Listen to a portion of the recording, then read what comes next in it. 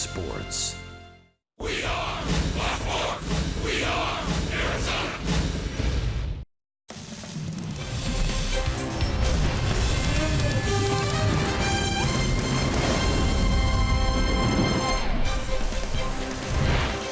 It's the end of the road for the D-backs. We've been gone nearly 2 weeks. Stops in Los Angeles, Pittsburgh, and here in Miami. And a highly productive trip it's been. A chance to close it out with another series win. It's Breakfast with the D-backs on Fox Sports Arizona. Good morning from Marlins Park, and welcome to the broadcast. Steve Berthune, Bob Brenly along the way. The series and road trip finale. And it's been a long road trip. 3 cities, 2 oceans, and 3 rivers. But, Bob, it's hard to argue with a 7-2 result so far. Boy, they've done an outstanding job on this long road trip. The numbers very similar to what the Diamondbacks did in the month of April. They've been pitching extremely well, coming up with timely hits. That adds up to almost 5 runs per game on this trip.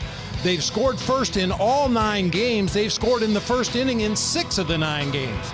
They've been on a roll here. A chance to continue that with a series win. A chance to take 3 of 4 for the Marlins. Zack Greinke on the mound today, making his 3rd start with already wins on this trip in L.A. and Pittsburgh. He's quite the road warrior. You see the totals for Zack Greinke on this trip. A total of 12 1/3 innings, giving up only 9 base hits and 3 runs. 8-2 on a 10-game trip sounds pretty good. First pitch is coming up from Miami on Fox Sports Arizona. D-backs baseball on Fox Sports Arizona is brought to you by CenturyLink, connecting you to the power of the digital world. And by your Valley Honda dealers, where you'll get more standard features for less money.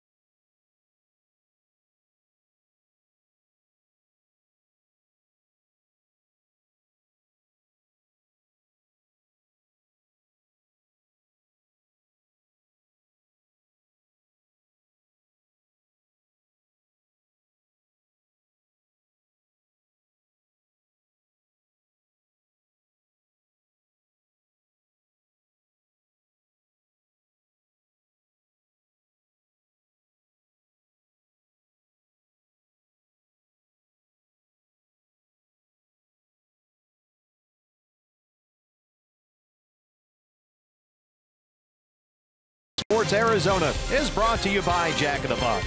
This season, D-backs home runs score free Jumbo Jacks only at Jack in the Box.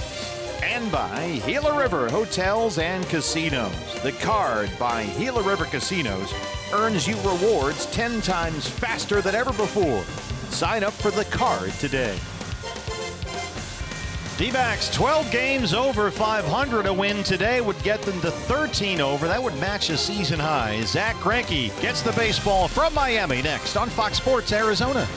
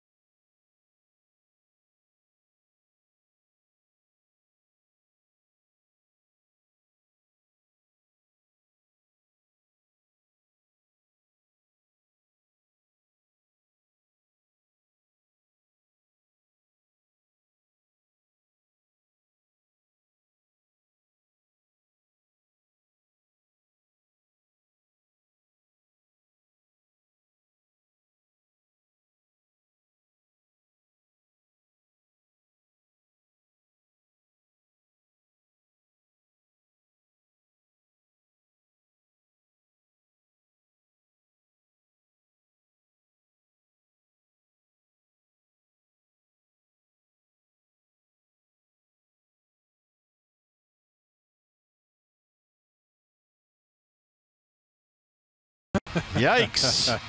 90 degrees and humid here in Miami. A high noon start. Steve Berthew, Bob Renly, Todd Walsh with you.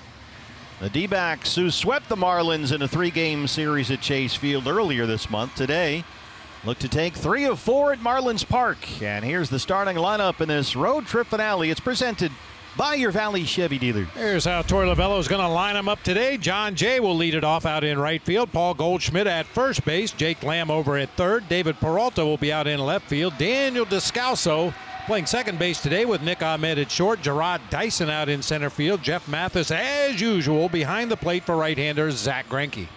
Well, you look at where things are trending for Torey Lovullo's ball club right now, Bob. As we mentioned, a chance to complete this 10-game trip, 8-2. You got Shelby Miller back. You got Robbie Ray back. Randall Delgado is close.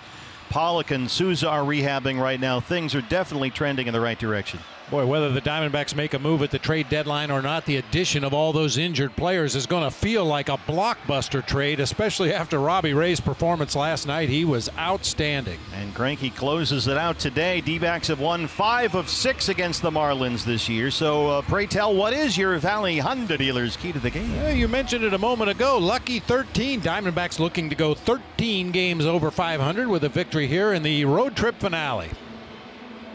A little late getting started. It is a camp day today. This is a 12:10 local start, just after noon, and I think the attendance has tripled based on camp day. At least tripled. Yeah, maybe more than that. So the noise level will go up a little bit here this afternoon as the Marlins take the field. We've got a whole bunch of campers with us, and I think they outnumber the actual fans 3-1.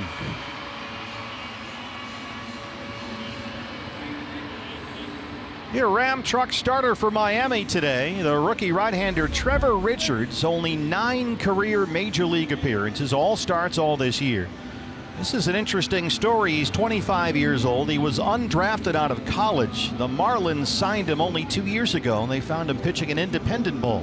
And the Diamondbacks fans should give this guy a round of applause. He's got 2 wins this year against San Francisco and Colorado. He also had a start against the Dodgers where he went 4 2/3, did not allow a run, gave up 1 hit and punched out 10.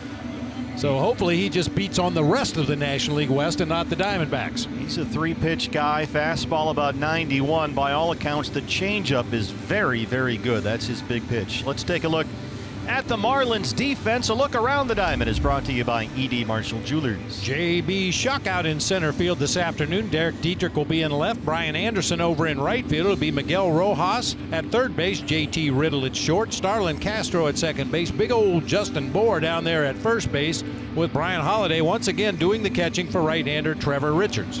Well, we're all in the jackpot here today. The crew chief Tom Hallion calling the balls and strikes behind the plate. Adam Homari at first base. Phil Cuzzy is the second base umpire. Dan Bellino down there at third.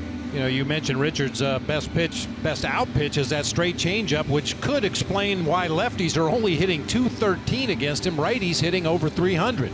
Yeah, it's interesting where they found him. There's Tony Perez Chica, Freddie Gonzalez. And we're set to go. John Jay will lead it off. D-backs trying to take 3 of 4 here at Marlins Park before it's back home finally after this one. Jay at .298 with 2 home runs.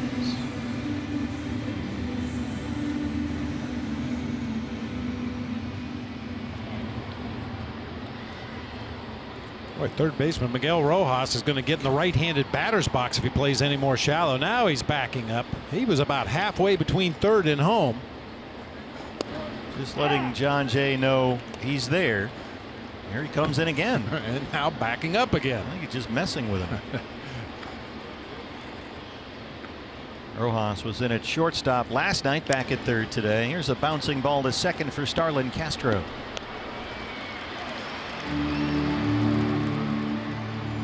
Not a lot of activity on the field today. Some of the Diamondbacks infielders came out, took a few ground balls. Most of the work was done inside in the cages. So most of the work was done guys drinking coffee. Yeah, that too. This is an early one for all of us West Coast folks. Goldie 261, 17 home runs.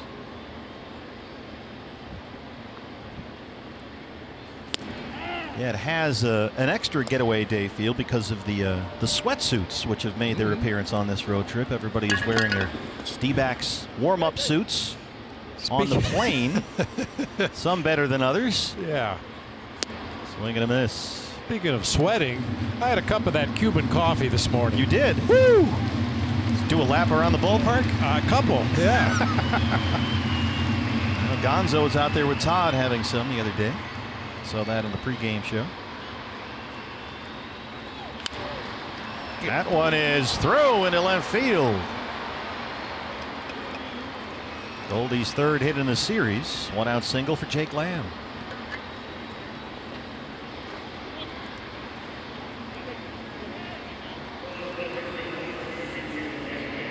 Yeah, Diamondbacks offensively always have a game plan against that opposing starting pitcher, and it appears that looking at the numbers that they'll be very aggressive against Trevor Richards early in the count. First, second, third pitch of an at-bat. Throws that fastball, as you mentioned, 90, 91 tops. Very hittable heater if he leaves it in the strike zone. And they're all up there ready and looking for that changeup. Jake had the night off last night, 3 hits in the series. He has doubled and homered. Marlins put 3 infielders on the first base side.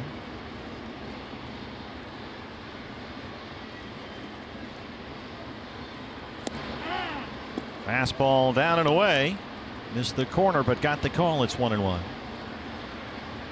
Yeah, back to the sweatsuits for just a moment. I know you saw Mike Fetters. He altered his slightly. His pants wouldn't fit. So he just cut them off right at the knee. It's funny. So everybody wore their sweatsuits to the ballpark this morning. That one is lined into center. Well struck by Lamb. A couple of 1-out singles ahead of David Peralta. Boy, this road trip, you've seen Jake Lamb from the start until now really come leaps and bounds at the plate. His timing is much better. He's getting that front foot down and starting to barrel the ball with regularity. Another chance to score first inning runs. That's been a recurring theme lately. Peralta, the cleanup man today. 281 batting average, 15 home runs.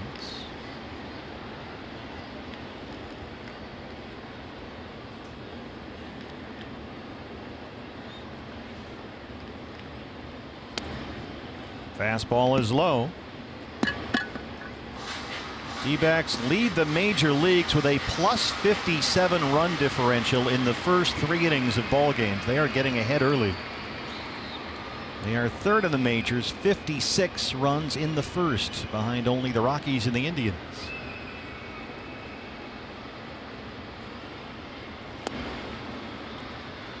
Recognize that changeup laid off, and it's 2-0.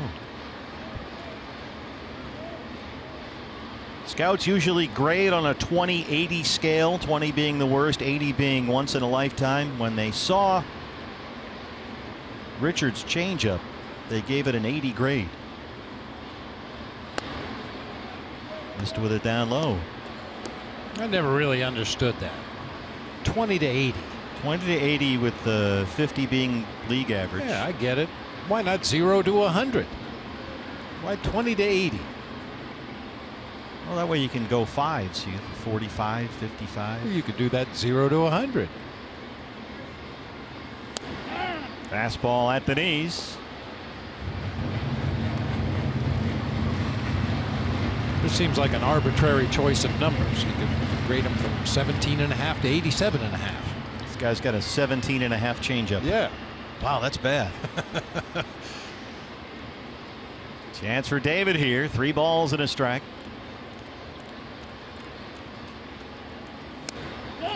I should point out that's not a new metric. That's the way it's always been ever since I signed to play professional baseball. 20 to 80 was the grading scale. And yeah, this guy's changeup, when they saw him, was off the charts.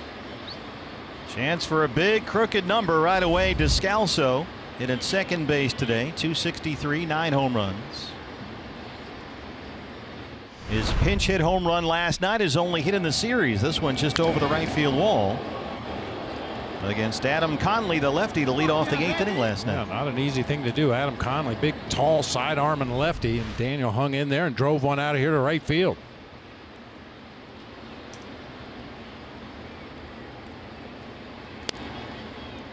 This is upstairs, 1-0. I mentioned in the open, 6 of the 9 games so far on this road trip, the Diamondbacks have scored in the first inning. Keep it going.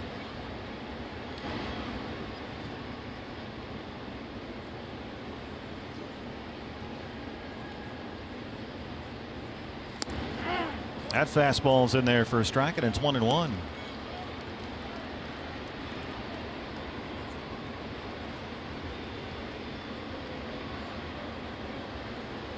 Trevor Richards, rookie right-hander, in big trouble. Bases full, 1 out in the first.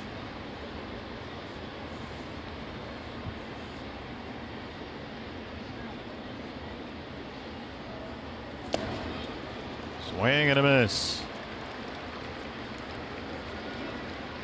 A changeup not only off speed, about 8 to 10 miles per hour off his fastball, but also has tremendous downward movement as it gets into the hitting zone. He gets a lot of swings and misses with that changeup. The curveball is kind of a 12-6-ish curveball. And the fastball in there about 91.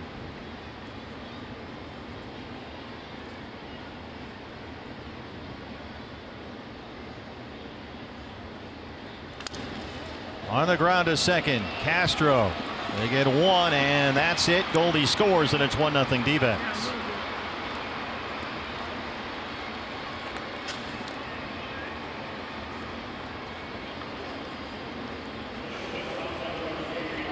Talk about it all the time. Always tough to turn that double play from the right side of this field, especially if you get that second baseman moving to his left to field the ball. Then he's got to stop his momentum, wheel back around, throw to second, and in that time, Daniel Descalso able to leg it out for an RBI fielder's choice.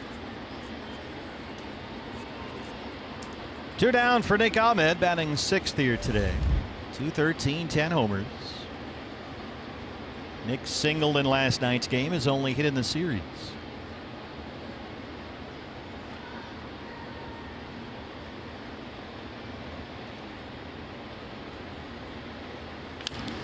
That one almost got Jake Lamb down the third base line. He's like, it's a little early for that, don't you think?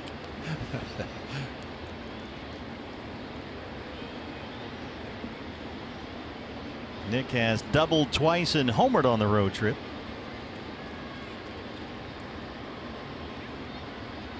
Chance to pad the early lead for Zach Greinke.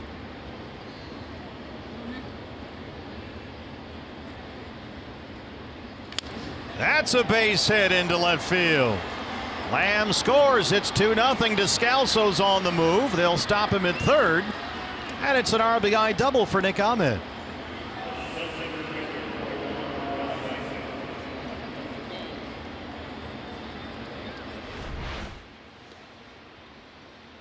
Left a pitch over the inside part of the plate for Nick Ahmed. He rips it down into that left field corner. That's a pretty nice play by Derek Dietrich. Otherwise, Daniel Descalso probably comes all the way around and scores from first base on that ball down in the left field corner. But as it is, Nick picks up his 15th double of the season and another RBI.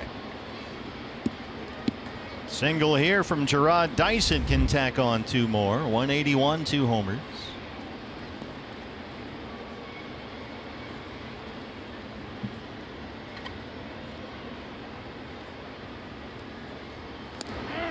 Fastball's a strike, 0-1. Dyson singled and scored in the opener here Monday, 1 for 8 in the series. He had the night off last night.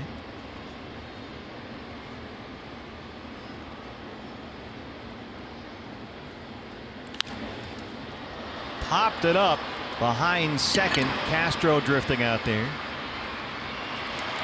We're in Miami. D-backs get the early lead. Zach Greinke coming up.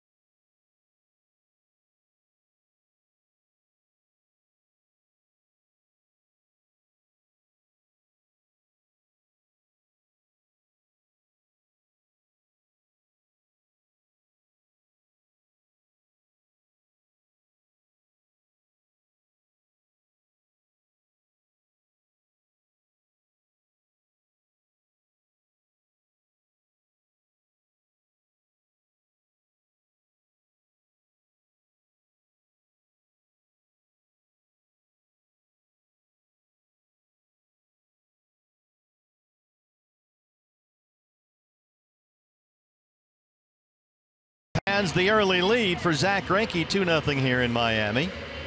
And Zach is your Ram truck starter for the D-backs. 7-5, a 3.66 ERA. He has won 4 of his 5 starts in June. He's already won twice on this road trip. Wins over the Angels and the Pirates. Boy, that start against the Pirates, one of his best of the season. Went 6 strong innings in that game. Gave up only 2 hits in shutting out the Pirates. Punched out 7. Didn't walk a batter. Derek Dietrich, the left fielder, leads it off for the Marlins. Those 4 guys in the yellow shirts aren't in their spots behind home plate today. A little early for them, I guess. Probably washing their shirts. They had them on for the first 3 games. It's laundry day. They're at the laundromat, yeah. Dietrich, 298, 11 homers. 3 hits in the series, all singles. He has struck out 7 times in the series. Oh, that one got him on the elbow guard.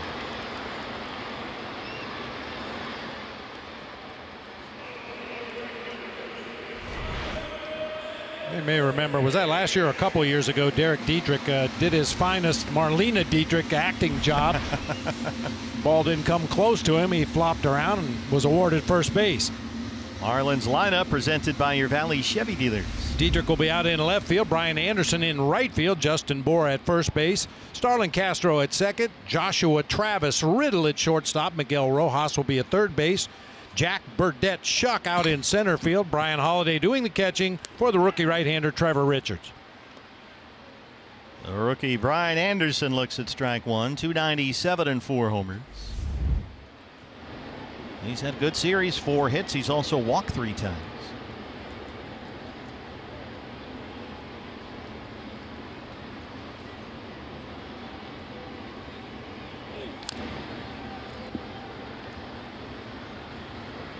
Zach quickly had 0-2. I was just going to say, you get the feeling that this Brian Anderson, it reminds me a little bit of Brandon Drury in his approach to the game. He wants to get a base hit every at bat. If he doesn't, he feels like he's failed.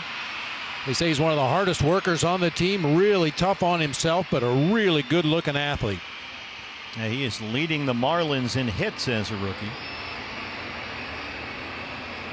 He can play third base. He can play the outfield.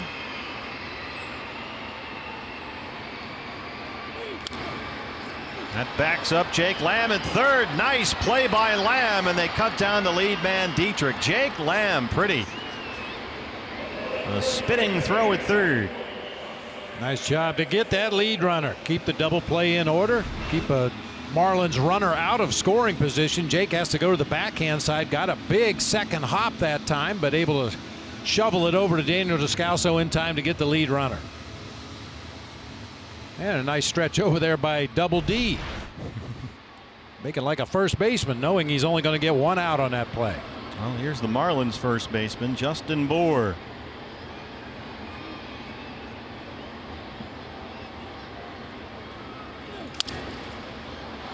Jammed him, popped it up third base side. Jake has it in foul ground. Let's take a look at the D-backs defense. That's provided by E.D. Marshall Jewelers. Gerard Dyson patrolling center field this afternoon. David Peralta will be in left with John Jay in right. Jake Lamb at third. Nick Ahmed at short. Daniel Descalso at second base this afternoon with Paul Goldschmidt at first. And Jeff Mathis behind the plate for right-hander Zach Greinke. Cleanup man is Starlin Castro. Miami second baseman, .274 batting average, now with 5 home runs. He's homered twice in the series.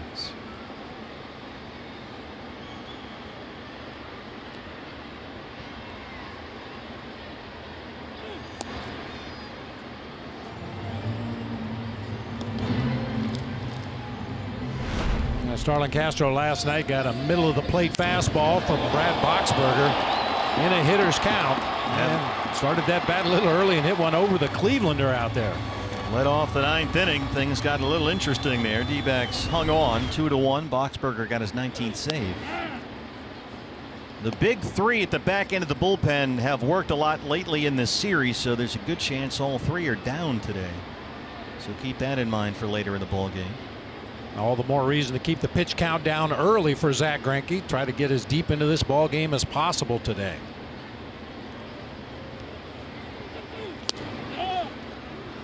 Missed away with a fastball. Zach, as Torrey was telling us this morning, is on one of those rolls like we saw most of last year. All the pitchers are working. It starts with fastball command. Off that, the curveball and the changeup have been especially effective on this road trip. The slider a little more hit and miss. Here's the big slow curveball, and it's 2-2. That was the pitch that was so effective in Pittsburgh. Yeah, we saw a lot of those slow curves in his start at PNC. Yeah, not only starting sequences, but ending sequences with that slow curveball. Yeah, he even said after the game, maybe I threw it a little too much. It was working so well. We'll find out today, I guess.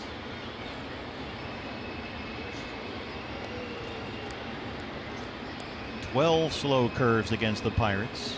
Mixing in really 2 curveballs, that hard curveball and the slow Efficy one. The harder one's been getting hit a little bit lately, so he's throwing more slow curveballs. There's a tapper that gets by him. Ahmed charges and retires Castro. We're through 1 in Miami. D-backs lead the Marlins 2-0.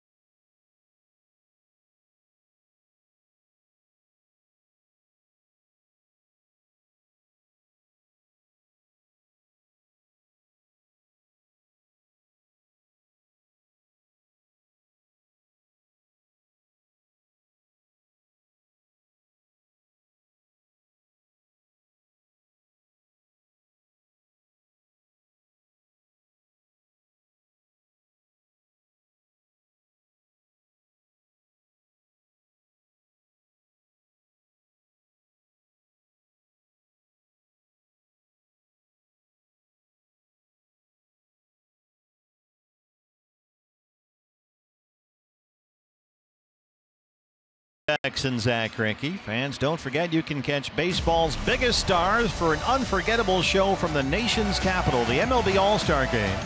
It's coming up July 17th only on Fox, or stream it live on the Fox Sports app. D-backs hopefully will be well represented. D-backs.com/vote. Get your D-backs on the National League squad. The catcher Jeff Mathis leads off the second against Trevor Richards, the rookie right-hander.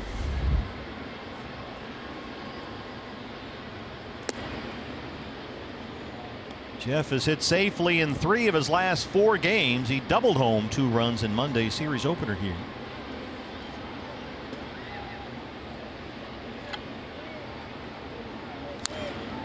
Trevor Richards is a very interesting story. He pitched collegiately at Drury University, which is a Division II school in Springfield, Missouri. Got a degree there in criminology.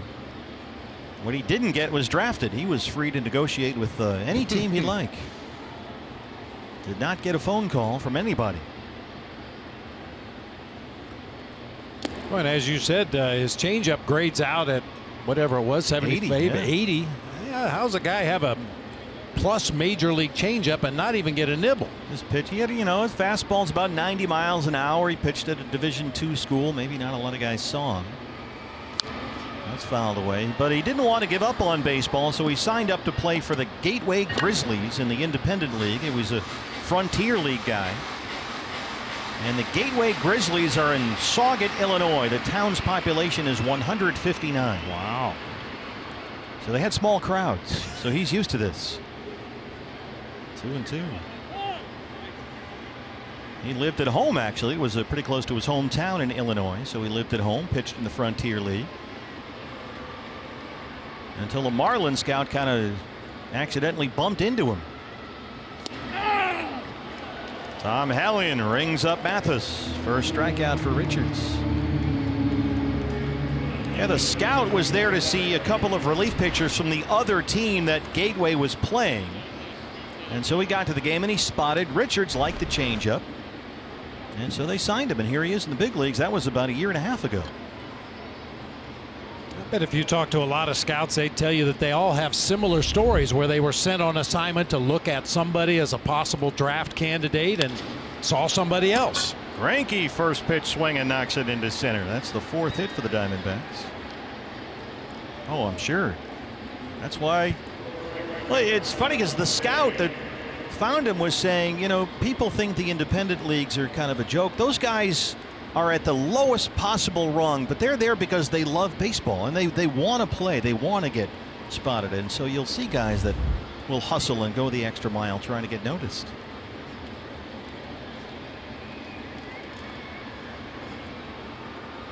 That was certainly the case with David Peralta.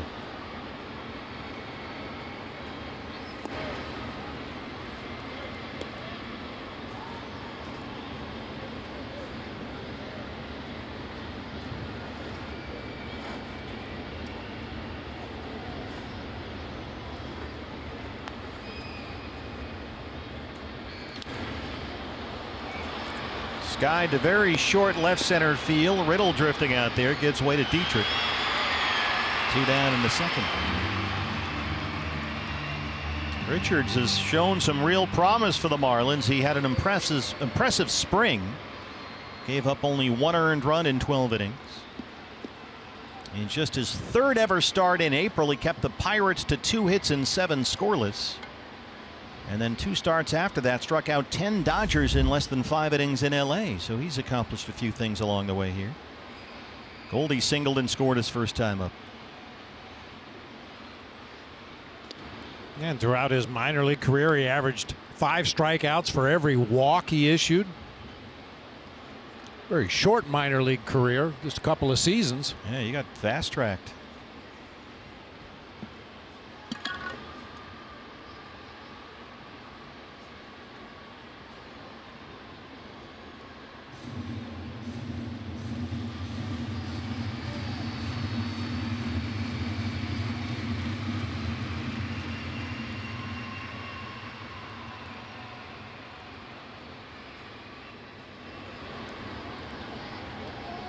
Greinke breaks for second. To throw from Holiday is not in time.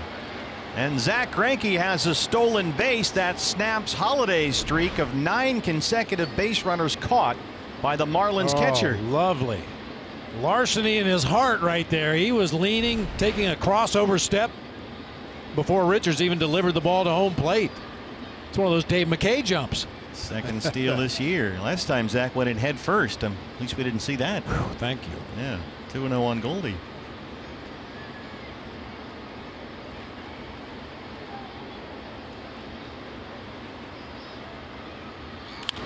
That's a base hit.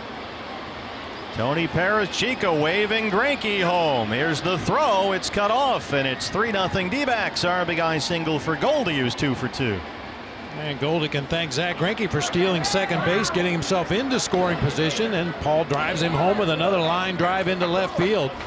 Tony Perez-Chico with a very aggressive send right there. Dietrich got to this ball in pretty good shape, but they're running on his arm. Doesn't have a strong or an accurate throwing arm. That ball sails well into foul territory up the third baseline. RBI base hit for Goldie. And a warm reception for Zach Greinke, base stealer.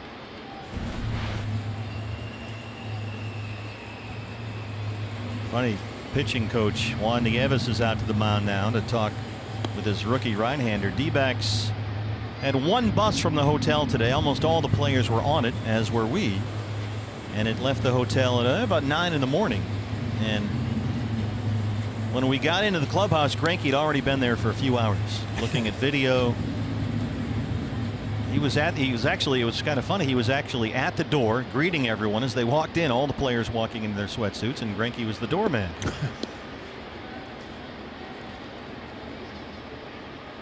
Like, where you guys been? I've been here for a while. Here's Jake Lamb. This is Carlton, your doorman. That's fouled away. Jake singled and scored his first time up. You said it, Bob, about Lamb on this road trip. The outs have been loud. The contact has been more consistent, a lot more solid. He's hit safely now in 7 straight games and 8 of his last 9.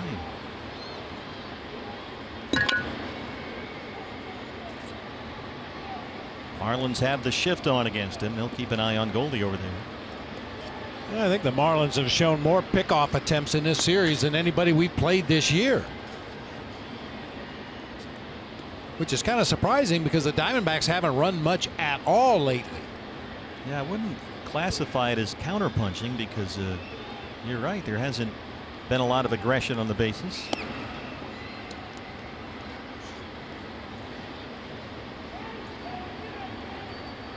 We're talking about how good that changeup was. I think they're really ready for it. We haven't seen more than a couple of big swings and misses at that changeup yet. For the most part, they're laying off. And as soon as I say that. Yeah, but that's a good changeup to swing at. A little bit up, out over the plate. Jake just got out in front of that one a little bit as the Marlins will now adjust their defense with 2 strikes on Jake Lamb. Riddle slides over to the shortstop spot. Rojas, the third baseman, moves over to second. 1 and 2 on Jake.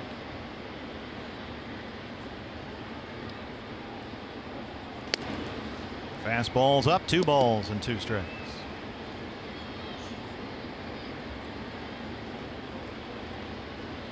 Peralta hoping to get a chance.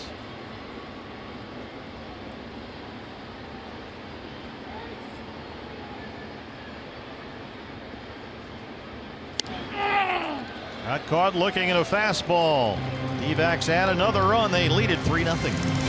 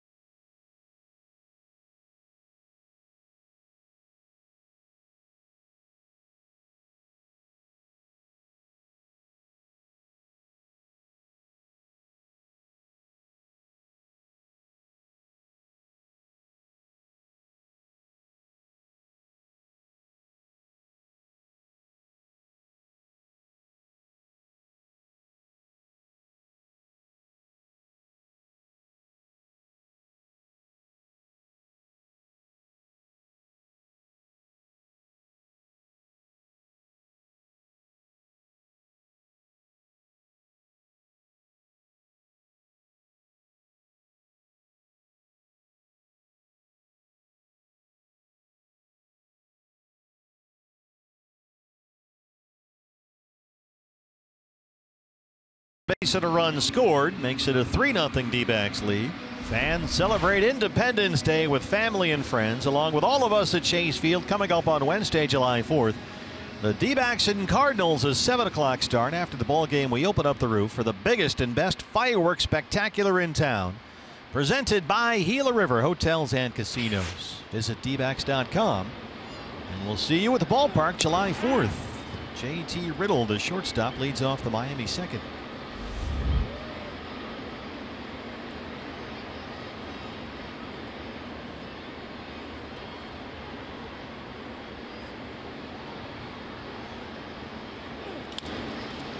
Pokes that one over the head of Ahmed at shortstop into left center, a leadoff single. That was a nice swing, just kind of went the other way with it. Hey, you know, the Marlins obviously struggling through a tough season here. A lot of things have gone well, a lot of things have gone wrong, but they've got some good-looking young players to build around moving forward. We've talked about Brian Anderson out in right field. J.T. Riddle at shortstop swings a nice bat. One of their bench players, Yadiel Rivera, has some real good at-bats in this series. Looks like he's going to be a hitter. There's Miguel Rojas, the third baseman. 3 hits and an RBI in the series. He was at shortstop last night.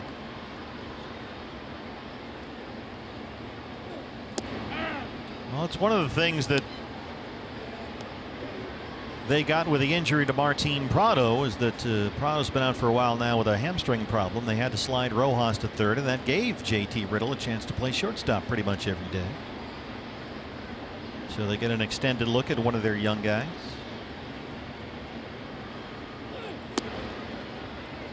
Riddle was a 13th rounder out of the University of Kentucky 5 years ago.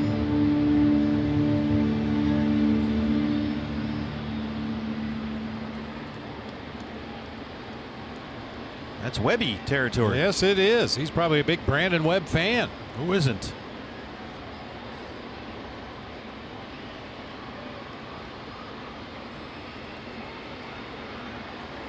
Webby was probably up early, getting ready to watch the game, doing some work in the garden. Probably watching the soccer too before our game. On the phone.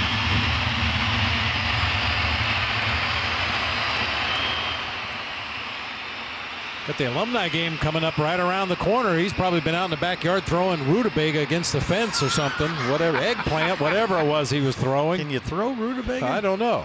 You can see all the colors in the upper levels of the bleachers out there. That's a camp day. Those seats have all been empty throughout this series, but they're full of screaming children early this morning. They've been eating cotton candy since 9 o'clock this morning. Oh, yeah. Large groups of them. Good to have the youngsters in the ballpark. Just constant movement. It's like an anthill. The colors all move. There's a group of orange and yellow and green. 1-1. Fastball's in, 2 balls at a strike.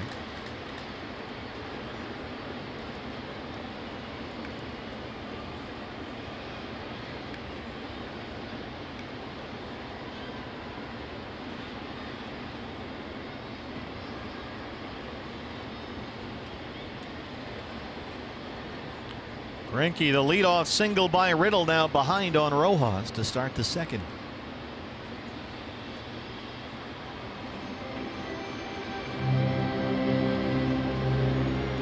Zach beat these Marlins June 2nd back at Chase Field. He pitched really well. Just 1 run allowed in 6 2/3. Fastball was pretty effective for him in that start.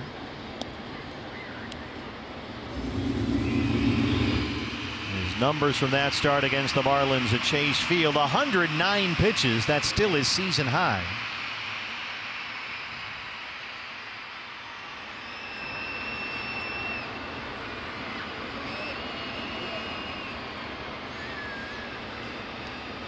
So it's been just about a full month between looks at Greinke for the Marlins hitters. 2-2 on Rojas. Got him. First strikeout for Zach, 1 down.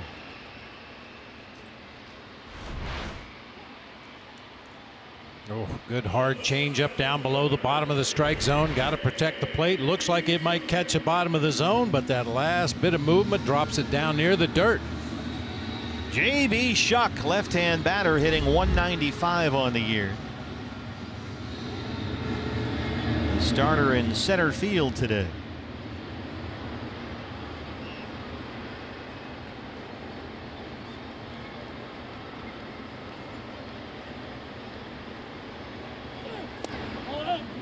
Fastball misses off the plate, 1-0.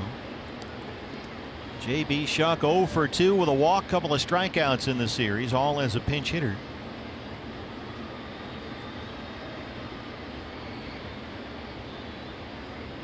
J.T. Riddle, the runner at first base, 1 out.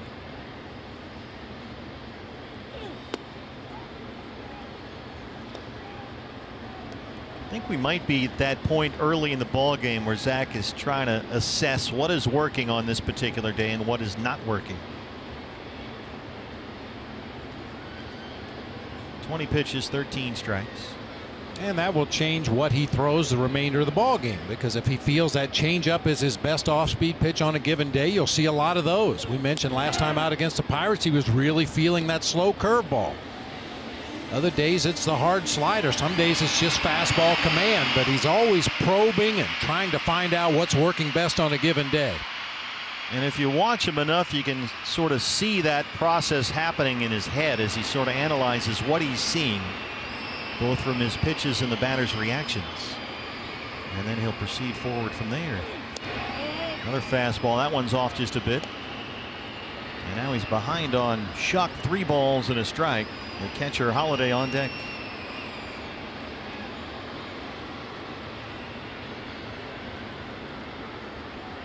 Perry Hill coaching at first for the Marlins.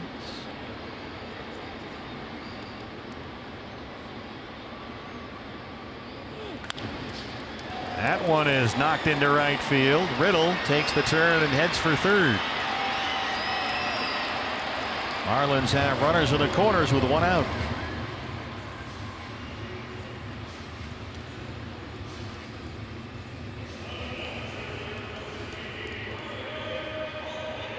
Here's the catcher Holiday. A 163 hitter with 1 home run. He has started all 4 games behind the plate in this series. Yeah, first 3 no big deal, but coming back for this early day game start after catching the first 3 games of this series, it'd be a little physically taxing on Brian Holiday, especially when you're not used to doing it. JT Realmuto has been their guy. Slowly hit to third. Lamb, they get 1 and they roll the double play. They had to be quick. That ball was not hit very hard. Nicely turned by Descalso. Don Mattingly wants to take a look at the out call at first. That runner right on top of Descalso as he attempts to make that turn right there. Just got rid of the ball before contact and very close over there at first. There it is. If the call gets overturned, it's a run for Miami.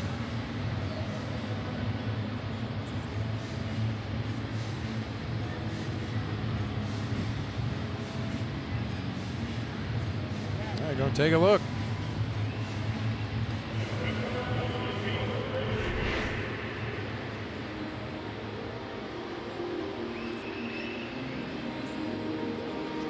Wow. That's a spike length. Yeah. And once again, you see Holiday hits the front part of the bag, but not with his toe, with his heel. That may make the difference in that play. And this is something we always remind you of because it's what we're told by MLB, that it's considered a catch when the ball is not in the mitt, when it's in the back of the mitt. When it makes that impact in the pocket, that's when it's a catch. Wow, that's close. That's about as simultaneous as we've seen all year right there. And once again, look where he's landing on the base. If his toe hits the base, he's safe. But because he hits it with his heel, that makes it a close play. And again, the important thing from the D-backs perspective is the call was out, so you need clear and convincing evidence to overturn that call, which was made on the field. I've already written it in my book, so it's a double play. You are correct, sir. Nicely done. D-backs turn 2. They lead it 3-0 as we head to the third at Marlins Park.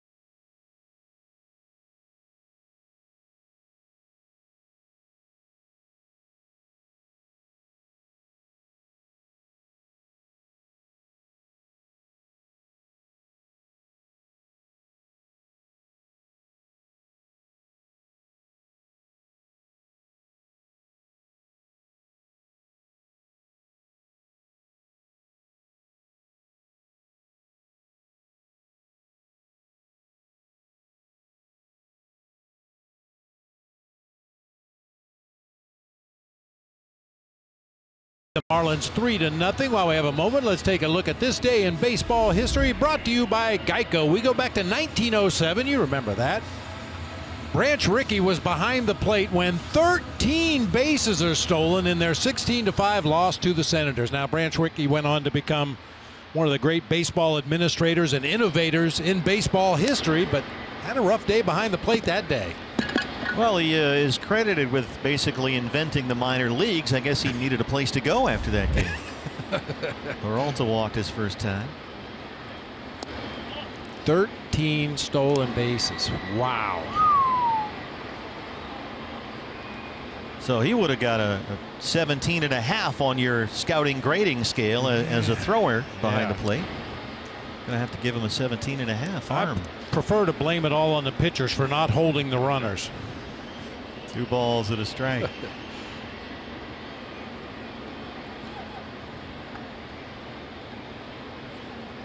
course, when Branch Rickey had the farm systems really rolling in St. Louis, they'd have 2 and 3 teams at every level, you know, AA, AAA, whatever it was. And his system for finding talent, he always said, was quality through quantity. Get as many as you can and find one that works. That's off the wall, and Dietrich is down. Boy. He hit his shoulder into that wall. Not much foul ground in the corners. And he went in shoulder first.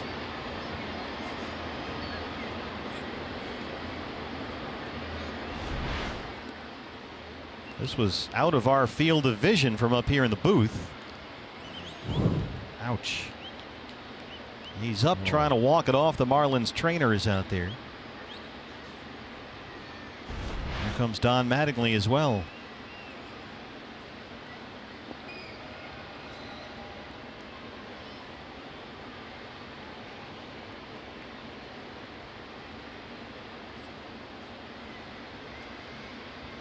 They cannot afford to lose Derek Dietrich. He's essentially top 10 in the league in hitting. He's hit close to 400 in June, and they'd hate to lose him.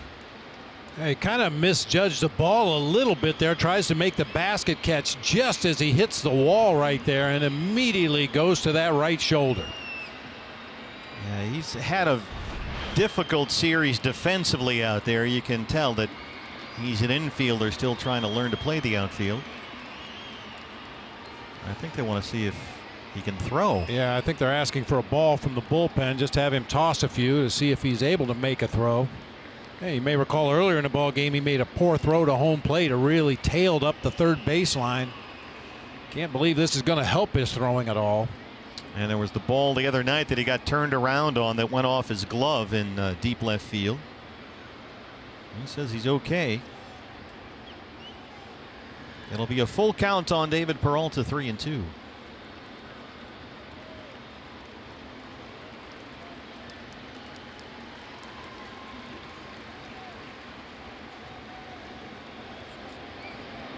Well, I'm certainly not a trainer or a doctor, but the way he was going right at his shoulder joint tells me maybe he just jammed it, which is, under the circumstances, the best possible news the Marlins could get. He didn't go to his collarbone. And was able to move that shoulder, although in some pain. Full count on David.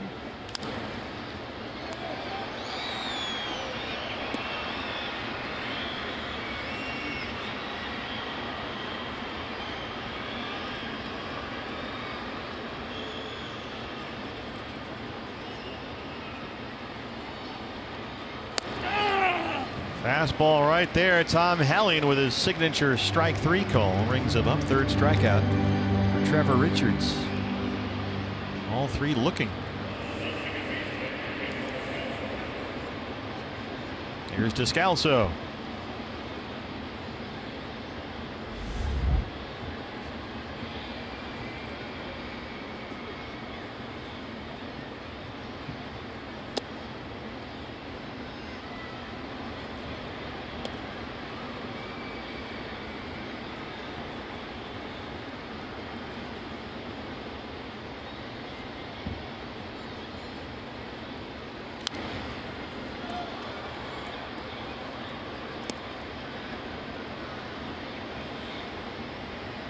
D-backs beginning play today, leading the National League West by 2.5 games over the Dodgers. Torey Lovullo's club 4.5 up on the Giants. The Rockies are 8 games off the division lead. 1-2. There's that good changeup. Well, a victory today over the Marlins. The Diamondbacks would be 12-12 against the National League East this year. 11-8 against the Central. 20-10 against the West, and an even 500 in Interleague. 4-4. They would have a 500 or better record against every category.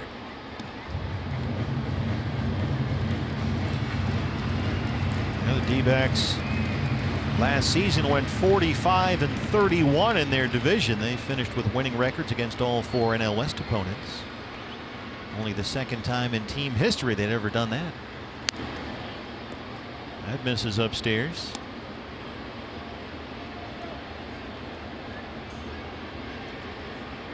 Full count, 3-2.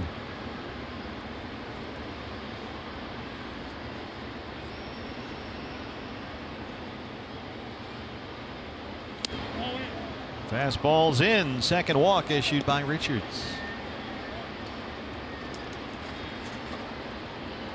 He's had traffic around him since the second batter of the ball game. Now a 1-out base runner for Nick Ahmed. Nick had an RBI double his first time up.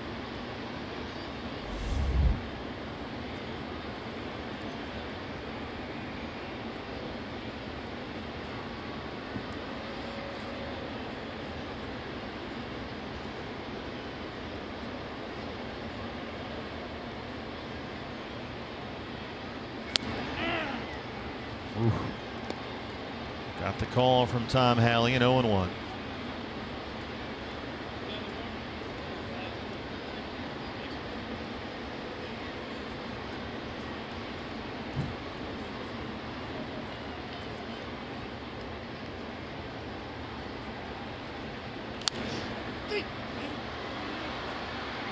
I mentioned in the open that the Diamondbacks look very similar to April on this road trip. Pitching has been really good. The defense has been outstanding. The offense hasn't exactly been knocking the cover off the ball, but they've been getting their hits at the right time. Nick Ahmed with that big double back in the first inning to drive home the second run of the game for the Diamondbacks. Yeah, Nick's hitting .216 on the year, but he's come up with some big hits, 33 RBI. It's not how many you get, it's when you get them. His RBI double in the first came with 2 outs.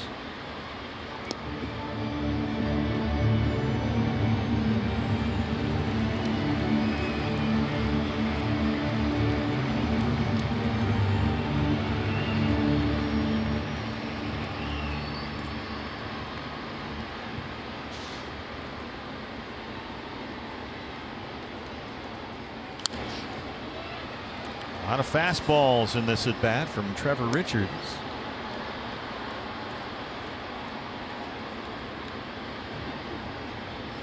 Richards was a non-roster invitee to spring training by the Marlins this year. He was quickly up in the big leagues for the first time in his life in April. Back down to the minors in May for a month. He was recalled earlier in June. Got his first big league wins this month. Beat the Giants here June 12th. They won his previous start last Saturday at Colorado.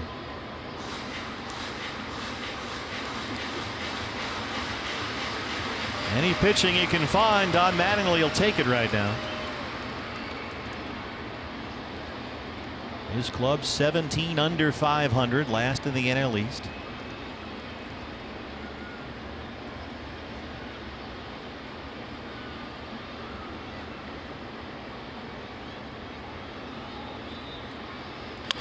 Ahmed reaches down and rolls it to shortstop. Riddle starts the double play, but Ahmed beats it out.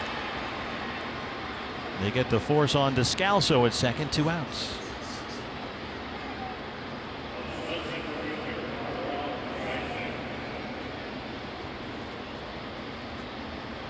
Here's Dyson, who popped up to win the first.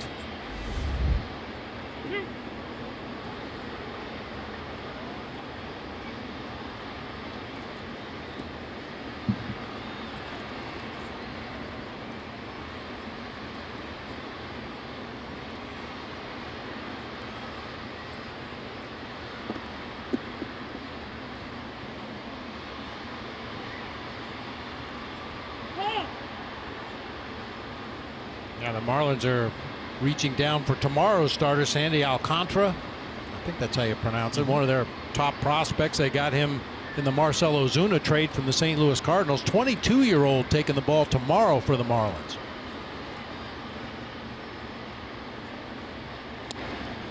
Yeah, they had an outfield that a lot of people thought might have been the best in baseball here for the last several seasons. Christian Yelich and Marcell Ozuna, Giancarlo Stanton. All three guys moved along over the wintertime as Derek Jeter's new ownership group started to move some payroll and start over.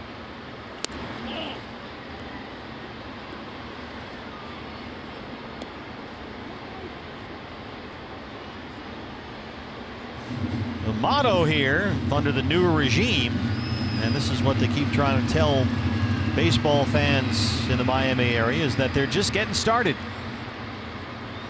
There it is. That's the theme they're trying to drum people with. It's a process, and it's only just getting started. Dyson grounds out, bottom third on the way. D-backs lead the Marlins 3-0.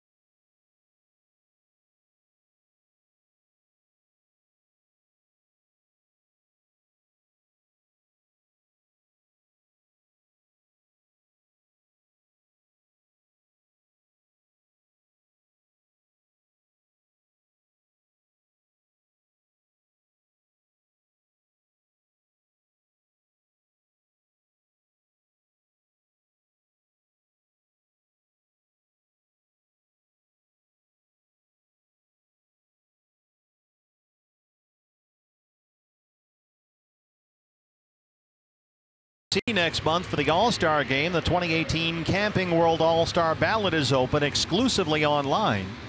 Make sure your favorite D-backs are there. dbacks.com/vote is where you'll find the ballot. And catch the 89th MLB All-Star Game presented by MasterCard July 17th live on Fox. The pitcher Trevor Richards leads off the Marlins third.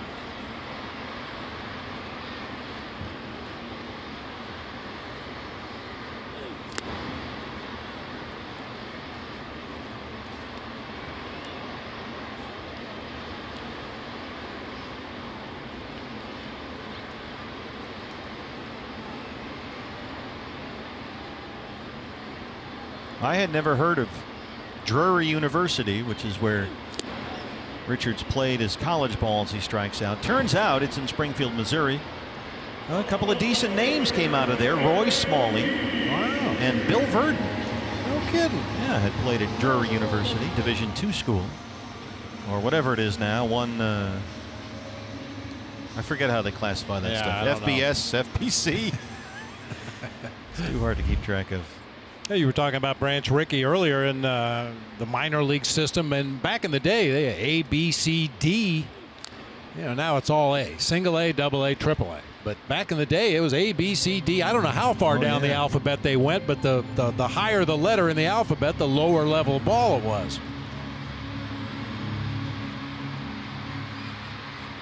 Now you have rookie ball and short season, and then you go low A, high A, double A, triple A, right? That's the standard operating procedure for most teams. Here's Dietrich coming off That shoulder jam into the left field wall. He's had a tough day. He was hit by a pitch his first time up. And he ran into the wall. Descalso juggles that one, and he's got no play.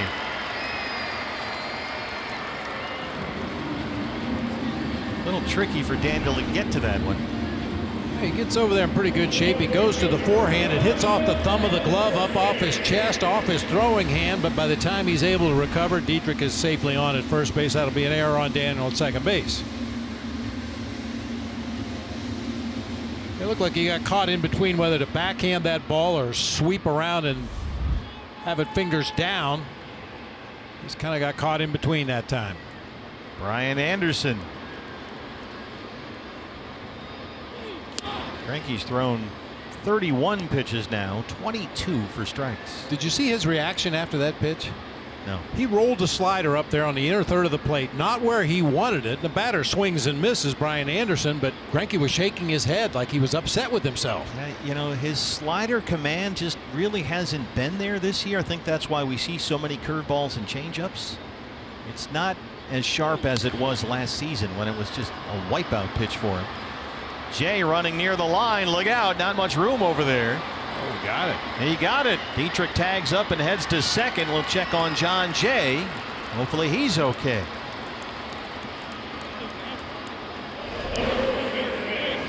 Well, that's a nice play. Goes into a slide to protect himself against the wall. Plants that foot so he can steady his head and make the play. Goes face first into that padded wall. Has to throw from the seat of his pants. Boy, that's a nice play. Great nice shot play by our crew here. Yeah, that's a really difficult play. And a smart base running play by Dietrich at first base. Anytime you see a defender go into foul territory, go back and tag up. Just in case something like that happens. John Jay makes a nice sliding catch, but he's not in a position to make a throw back to the infield. There's the slow curve for a strike just below the knees on Justin Bour. Popped up his first time.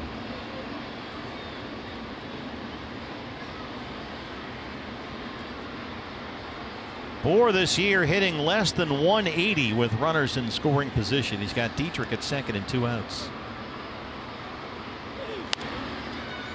There's a little flare that will land in no man's land. Oh my goodness.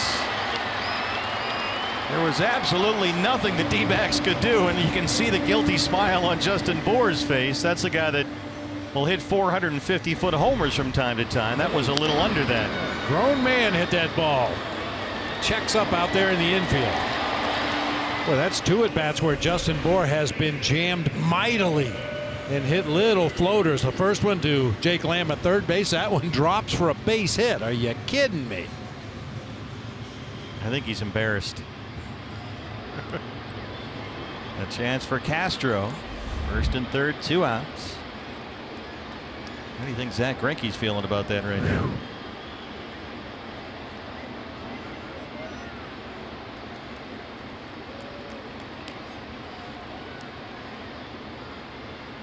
Castro grounded out his first time up. Got that changeup on the first pitch, 0-1. Castro has been a problem. He starts today with an 8-game hitting streak against the D-backs. He's homered twice in this series. Dietrich at third, Bour at first, 2 outs.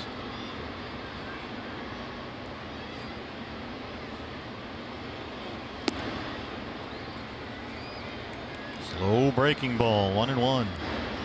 Yeah, the book on Castro has always been you don't have to throw him a strike to get him out. But the problem is he's such a good bad ball hitter. He might hit a ball a foot over his head or pick it right off the dirt or off the outside corner of the plate. He's one of those guys, isn't he? Yeah, just good hand-eye coordination. Finds a way to get the bat on the baseball.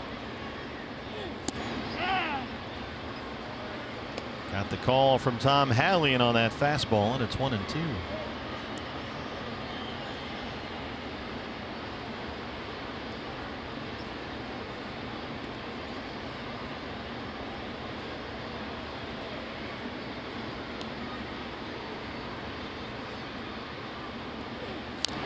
Way out in front of that slow curve.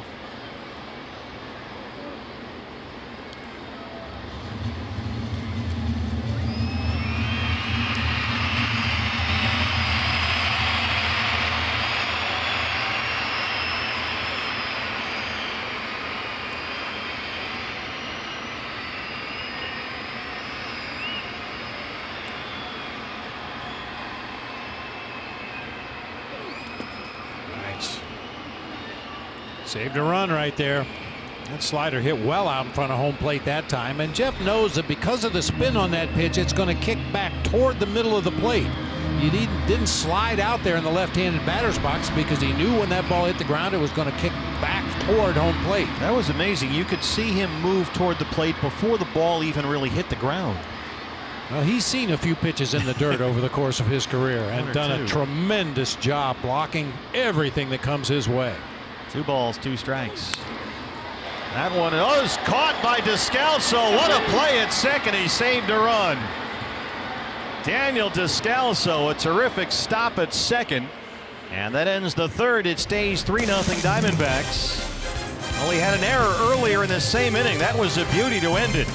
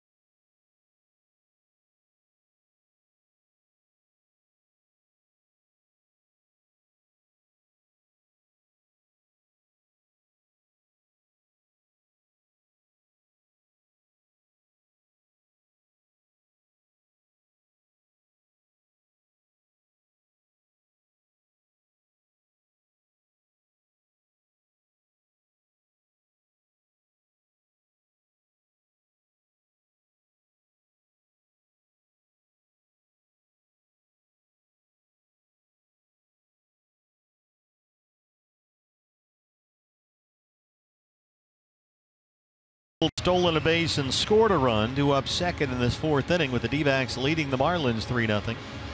A reminder, fans, if you can't watch the D-backs games on TV, you can stream them live on your mobile device with Fox Sports Go. It's brought to you locally by your Valley Honda dealers. Download the free app and you can take Fox Sports Arizona and your D-backs with you wherever you go.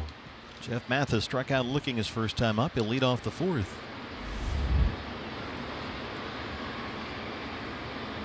That was a very unusual defensive half inning.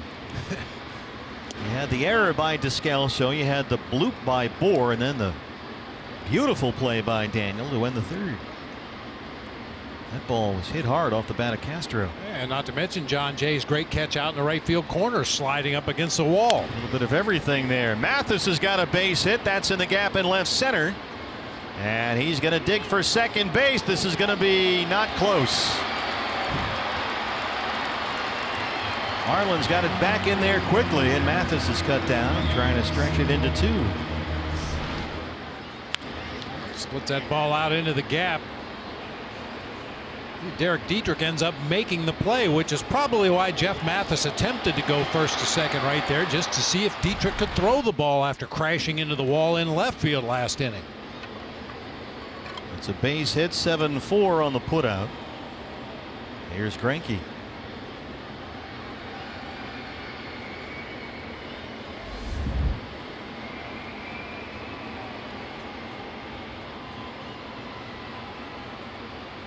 Zach had quite a turn around the bases with 1 out in the 2nd inning. He singled, got a tremendous jump and stole second, and then scored on a Goldie 2-out RBI knock. It was Greinke's 2nd stolen base this year. Can you name the last pitcher in the majors to have multiple stolen bases in a single season? Greg Maddux. Zach Greinke. Really? Oh, yeah, okay. 2013. He and Andrew Kashner both did it that year, so it's It's been 5 years. That's probably why he was at the ballpark so early today, looking at video of Trevor Richards' move to first base. You know what? Don't laugh. Yeah. He might have been. I'm not kidding. I believe you. I mean, he's a complete ball player. When he's on the mound, he's a pitcher. When he's at the plate, he's a hitter. When he's on the bases, he's a runner. And, you know, he's into every aspect of the game. He likes to get involved with the draft. We know that. He goes up and gets involved with the folks in the draft room as much as he can. He was walking to the ballpark in Pittsburgh the other day with Jared Porter, and he was just grilling JP about prospects. Have you seen this guy? Have you seen that guy? He's into it. 2 outs in the 4th.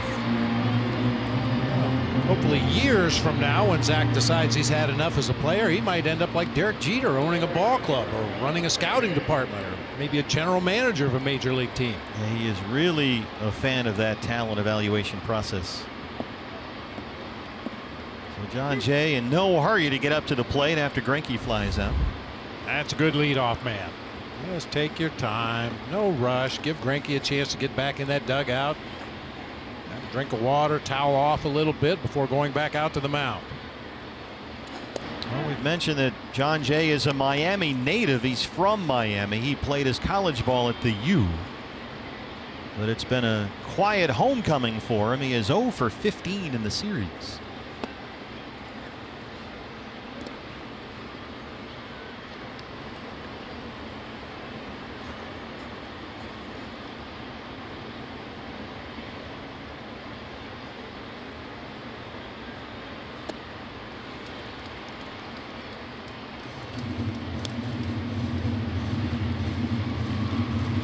Rookie right-hander Trevor Richards, just his 10th career big league start all this year.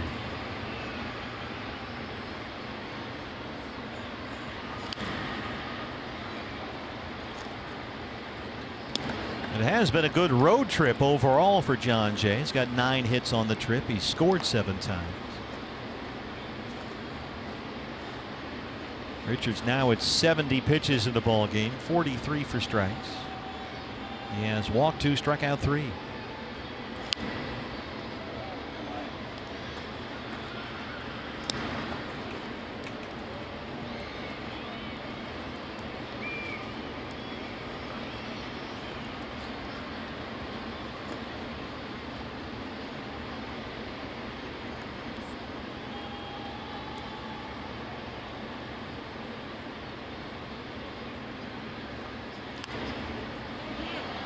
Good job of wasting some of those 2-strike pitches. That was a pretty good changeup just off the outside corner there. A little too close to take for John Jay, so he just fouls it out of play on the third base side. Go back to work again on a 1-2 count.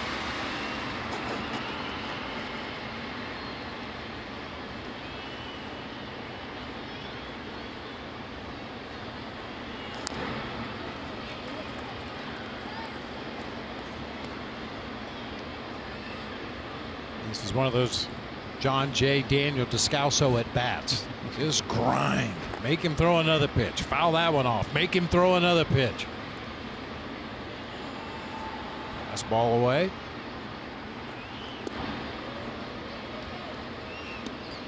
He's back even now. 2 balls and 2 strikes. Jay has grounded out, flied out 0 for 2. Goldie 2 for 2. Couple of singles and an RBI. That's a fair ball at first for Bohr. Bottom 4 at Marlins Park. D-backs have a 3-0 lead.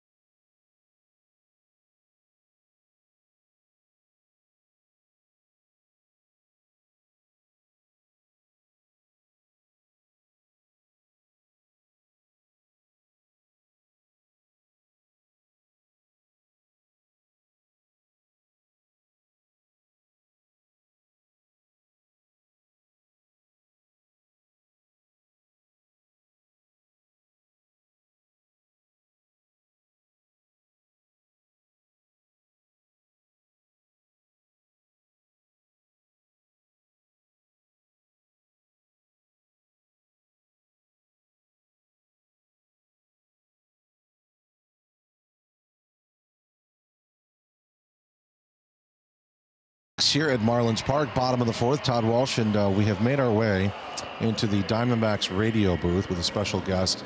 By the way, much to the chagrin of Mike Farron, Leo Gilmartin didn't have a problem, but is he filing this inning under protest that we've taken you, Luis Gonzalez, away? He's tough to deal with, but he's a keeper for us. Okay, a couple of things here, and I'll let you go back to work. First of all, thank you for the Cuban coffee at Versailles. My legs are still shaking. My heart's pounding out of my chest. When will this go away? Will I be okay? It's usually 48, 72 hours, I think, kind of lingers in your body. So months. Yeah. Hey, listen, we talked about something on the pregame show. It was your triplet's birthday the other day. 20. I'm sure Diamondback fans can't even believe that. Ones that have been around, there's a foul ball. And I have something from Todd's garage, and you asked me the other day how I come upon things. Will you please explain this cigar that I have in my hand and how old this is?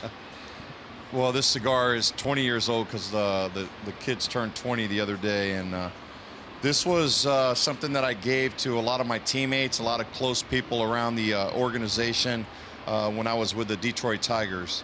And growing up in Tampa, Florida, cigars are very popular there, and I had a buddy of mine at the cigar factory make the labels on here, and it says the Gonzalez triplets, Alyssa, Megan, and Jacob. So it's pretty cool that you still have that. You can authenticate this? Oh, this is the real deal? Absolutely, this is the real deal. Steve, this came from John Lowe, the great writer from the Detroit Free Press. This is how Todd's garage works. We tried to liquidate, and we just keep getting things. He said we would love these things. So I have 2 of them, and I'm going to hold on to them because you know what, Luis, I've been around a long time. Your kids were a part of the community back in the day, and you made sure of that, didn't you? Absolutely. I think one of the important things about being an athlete is to be a part of the community and show your support for a lot of different organizations. That's something that Christine and I and our kids have always taken pride at. And then I'm very proud of my son now. He's playing in the minor leagues, and he's trying to do the same thing out there where he's at. So what does this tell you about John Lowe and your relationship with him, that he held on to this thing for 20 years? He was a great man. You know, he was a reporter there with the Detroit Tigers, and I have a lot of respect for him. He's always been a great writer, and I wouldn't recommend you smoking this thing. This thing will disintegrate in your hand as soon as you light it up. So it's pretty out of date. Well, I'm going to hold on to this one for a while. This is has a special spot. Thanks for taking me to Little Havana. That was a joy. I'll never forget it. I enjoyed it. Thank you. Luis Gonzalez, Mike Farron. He's coming back. Okay, traffic and weather together. You're fine. Oh, all right. Luis Gonzalez, thank you. Hanging out in Little Havana, guys. Cuban coffee and a classic cigar story. Back to you. That is live from the radio booth. So John Lowe is cleaning out his garage too. Yes, he is. Don't get any ideas, man. JT Riddle tapped out, thrown out by Jeff Mathis, and now here's Miguel Rojas, the third baseman. Mike Farron having to press on the moral compass by himself there for a batter or 2. Everything overseen, of course, by Leo Gilmartin. Well, much like Robbie Ray last night, Zach Greinke on top of it here this afternoon. First 13 batters he faced, 11 first pitch strikes. He's had 1 3-ball count in the game, and 9 of the 13 hitters before this inning were retired on 3 or fewer pitches. He's given up just 3 hits, all singles. He's not walked a batter, 2 strikeouts, a lot of soft contact so far.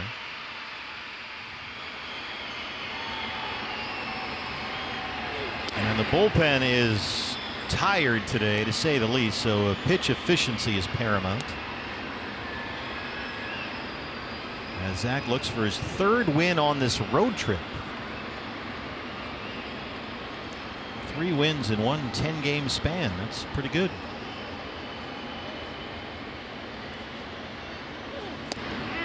That fastball's there. Zach beat the Angels in LA last Monday. Gave up 3 runs, 7 hits, 6 1/3. He followed that with the win Saturday in Pittsburgh, pitching through a pair of rain delays, and held the Pirates to only 2 hits and 6 scoreless innings. He was outstanding Saturday.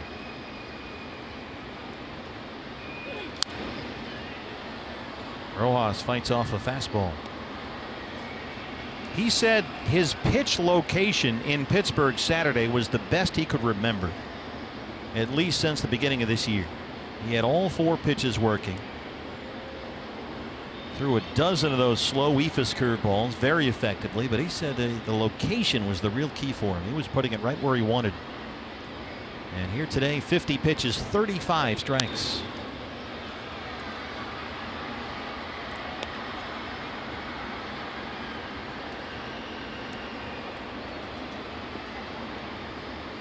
Start against the Pirates. Zach Greinke gave up a first inning single to Starling Marte. Didn't give up another hit until the 5th inning.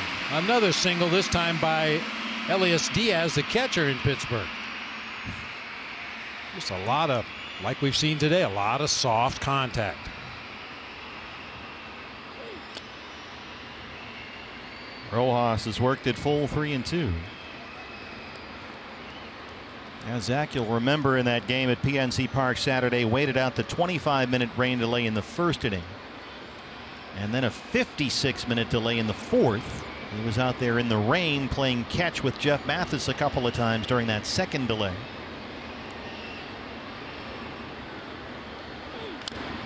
And he said, actually, the delays weren't really that big a deal. It was very humid that day. It wasn't hard for him to stay loose. And there was no noticeable drop off after either one of those delays, totaling almost an hour and a half.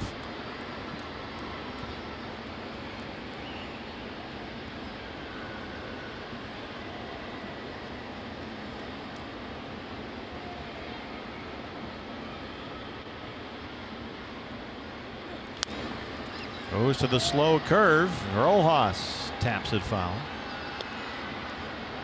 Oh, that was not a good play. If you're a fan here, you have to have very good lateral movement and a lot of range, because you're going to have some open spaces. You got to cover a lot of ground. Some D-backs fans with us today.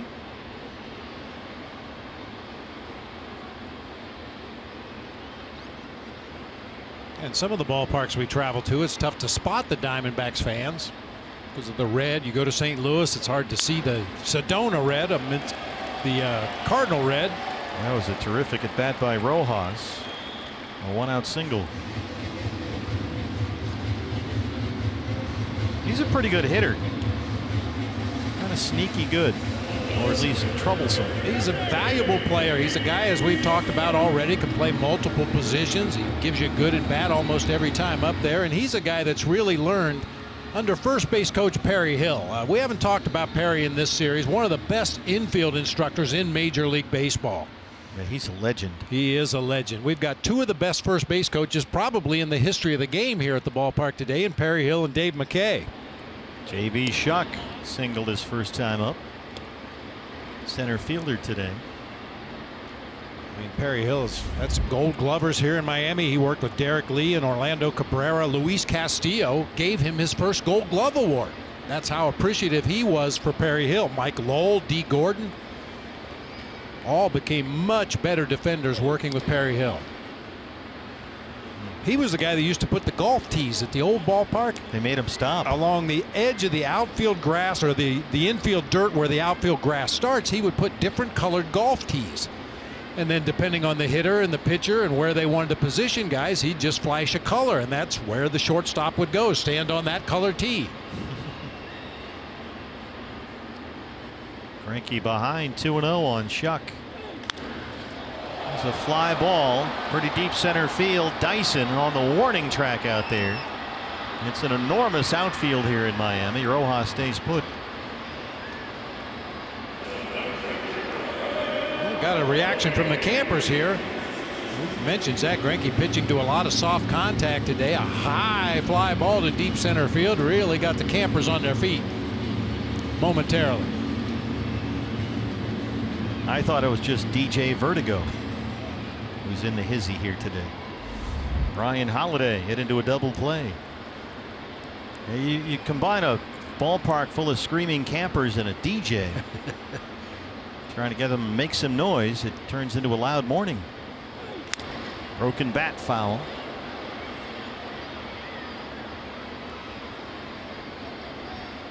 We talk about it all the time, those cupped bats. They take a little bit of weight out of the end of the bat, and there looks like a cup at the very end of the bat. And if you're out in front of the pitch too far, you catch the back side of that cup and it just splits off the barrel of the bat. Good fastball right there. Yeah. You see that little piece of the barrel go flying.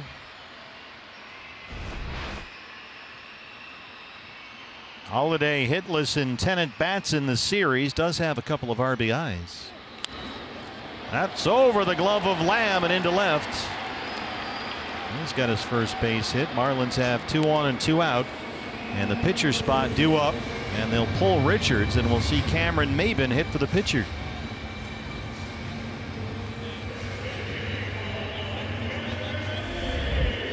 Maben 222 on the year. He singled and drove in 2 runs Monday in the series opener. So they hit for Richards. Nick Whitgren will start throwing in the Miami bullpen.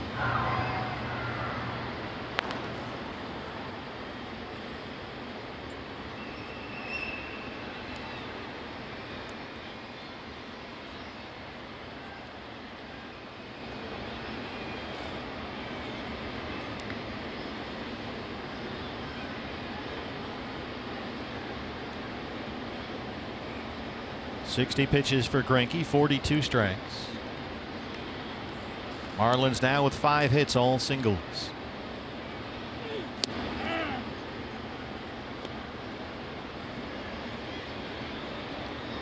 Maben 3 for 18 as a pinch hitter this year. Signed with the Marlins just as training camps were opening up this spring. Won a World Series ring in Houston last season.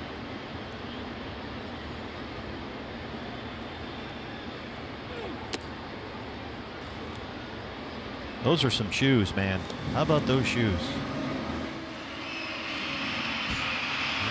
Team colors. Got them all over the elbow guard, the batting gloves, the shoes.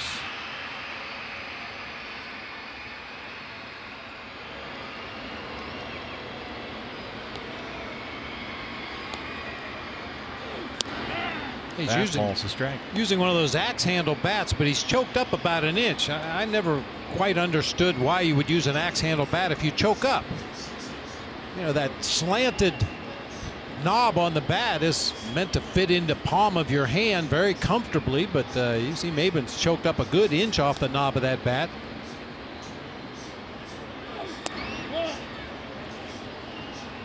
Fastball's low and it's 2-2. Maben wouldn't bite.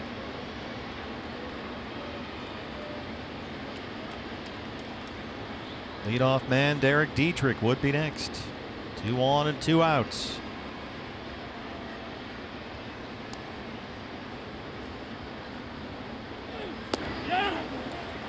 Yes, he went. Zach Greinke gets a big strikeout. Strands 2, keeps it 3-0 D-backs.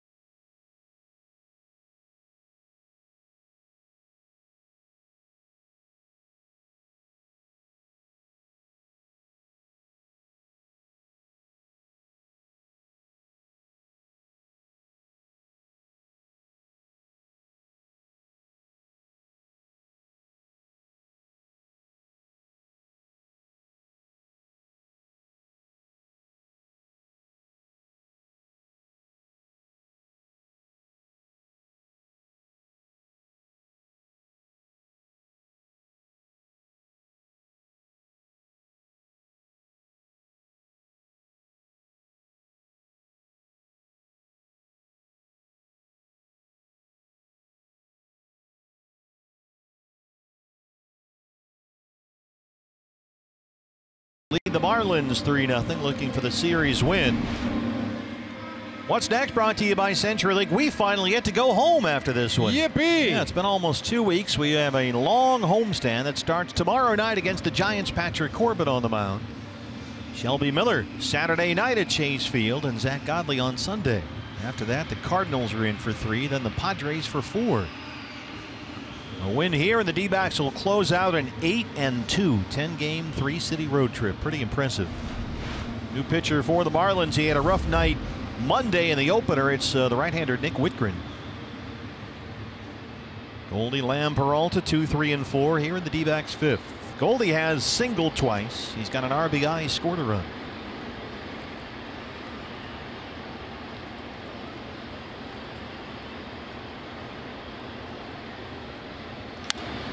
Sends this one out to Anderson in right field. He won't get it, and it bounces off the wall. Goldie 3 for 3. He's got a double.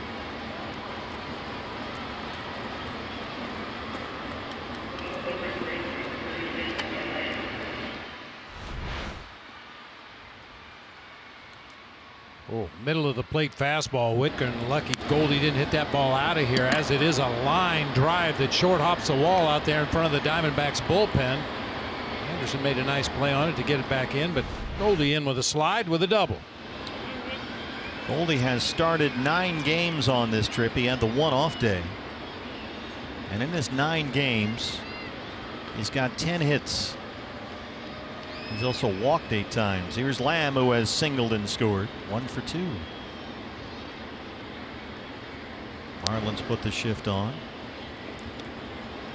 Whitgren pitched the 9th inning in the series opener on Monday and really had a rough time. Marte tripled. Owings doubled the first 2 batters he faced. Mathis knocked in a run with a sac fly. D-backs got 2 against him in that 9th inning, but ended up losing 9-5. They won here Tuesday. They won here last night, and today looking to make it 3 in a row.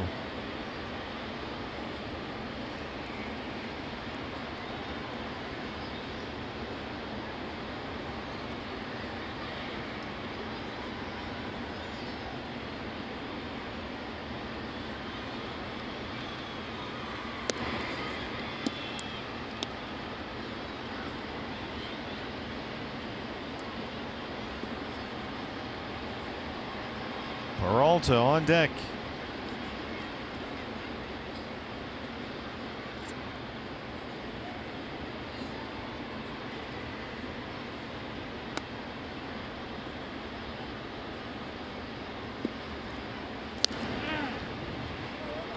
I was just thinking maybe on 3-0 he'll turn it loose, get something to hit. He looked at a pretty hittable fastball right there. On a tee right down the middle of the plate. Yeah. Well, he's got to do it again.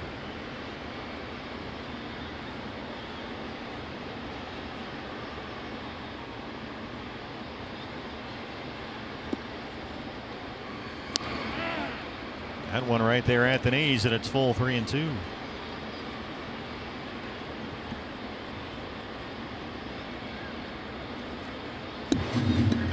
Now, obviously, you'd like to see Jake get something, drive it in the gap, score Goldie from second base, but at worst, move him to third.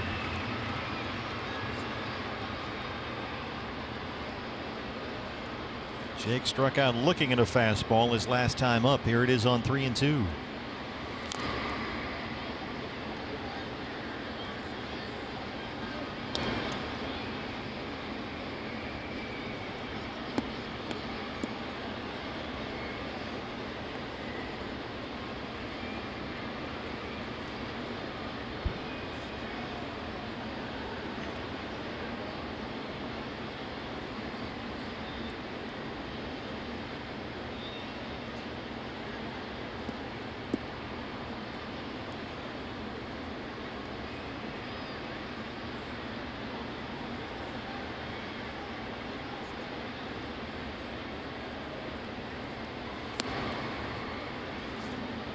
Base on balls, 2 on, nobody out to start the 5th. Anytime the D-backs score 5 runs or more, Taco Bell is giving away 3 free crunchy beef tacos with the purchase of a large drink between 4 and 6 the following day at participating locations. Okay, well, we've seen a Jumbo Jack promo for the home run. Just mentioned the 5 runs for tacos. I think you're trying to tell us something. Wishful promos. Chance for Peralta, 2 on, nobody out. David has walked and struck out.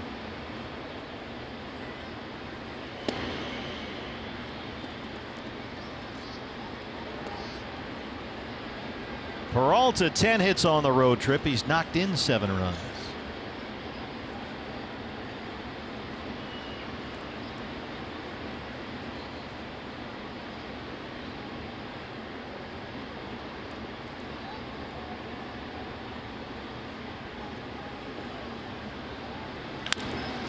Bouncer to second. Castro, Riddle, and they turn the double play. Goldie in at third.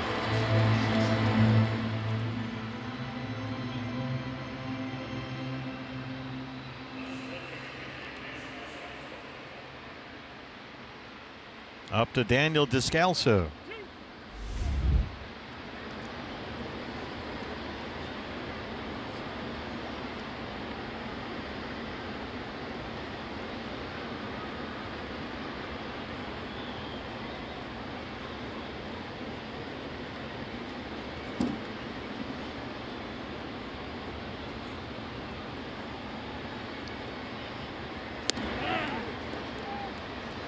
I've been watching the Marlins outfield, and they don't shift differently for any of the left-handed hitters. The outfield plays in the same spot for every left-handed hitter. J.B. Shuck over a few steps into the gap in left center. Dietrich a little bit closer to the line in left, and Brian Anderson the only defender to cover most of center field, all of right center and right. And this is the same alignment they had for Peralta and Jake Lamb. You would think in a ballpark that has an outfield this big, and it's still enormous even after they lowered and moved some of the fences in, that they would do as much as possible to position guys where they should be. That used to be in dead center, what, something like 420, and the wall was a lot higher. Enormous, yeah.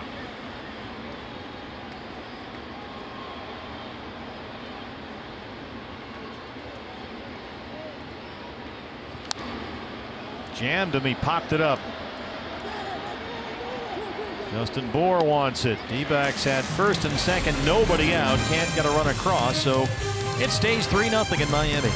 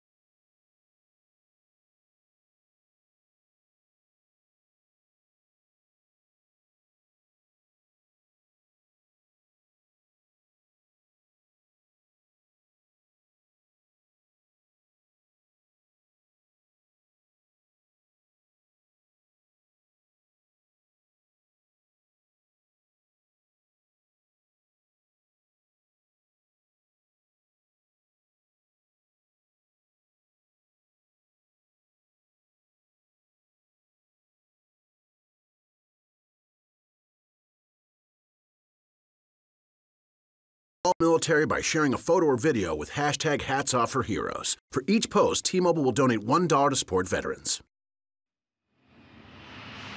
Back at Marlins Park in Miami, Steve Berthiaume, Bob Brenly, Todd Walsh with you. D-backs have a 3-0 lead as Derek Dietrich leads off the Marlins' 5th.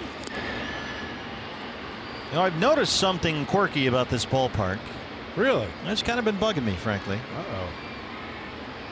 It's not the sculpture. That's its own separate story. But you see that door there to the right of the T-Mobile sign? It's been open the entire series.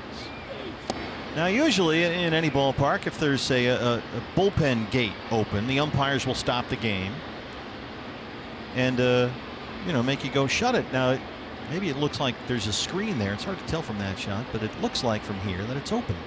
Escape hatch. It's been that way for the whole series. Looks like a lot of people escaped. Well, I guess there's a screen there. All right. A screen, yeah. It's tough to see from our vantage point up here in the press box, but somebody left a suitcase over there, though, or something. Oh, there it is. There Good work by our crew. Now we've answered the mystery of the gate. It did seem weird that they would just leave it open there. Yeah.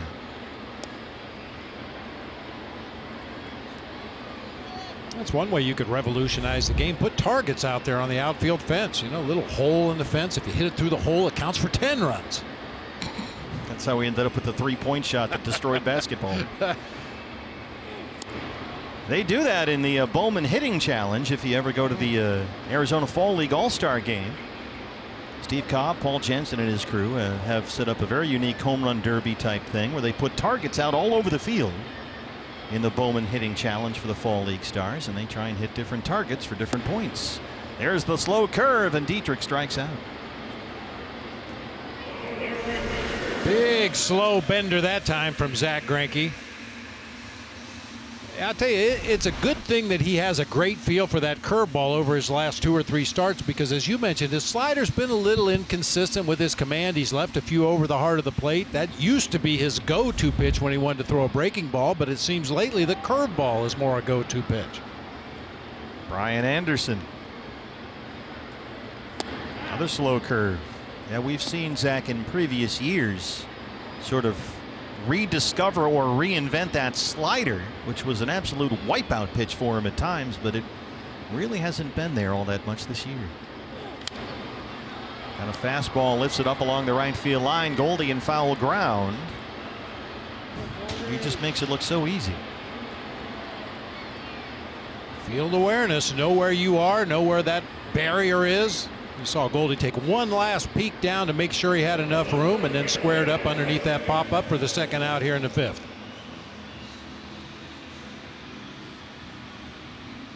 Justin Bohr had that bloop single his last time up. He's 1 for 2.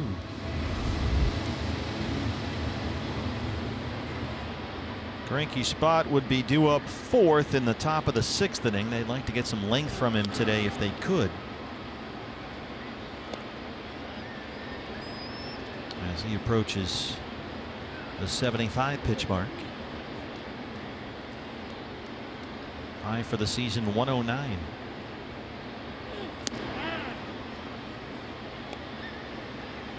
It's hard to believe Justin Bohr's 1 for 2 in this ball game. Hasn't hit a ball close to the barrel yet. He hasn't hit a ball that's reached the infield dirt. Yeah, a little humpback pop up to third base when he got jammed badly in his first at bat. Belts it right at Descalso. The shift was on. We've played 5 in Miami. D-backs looking for the series win. They lead it 3-0.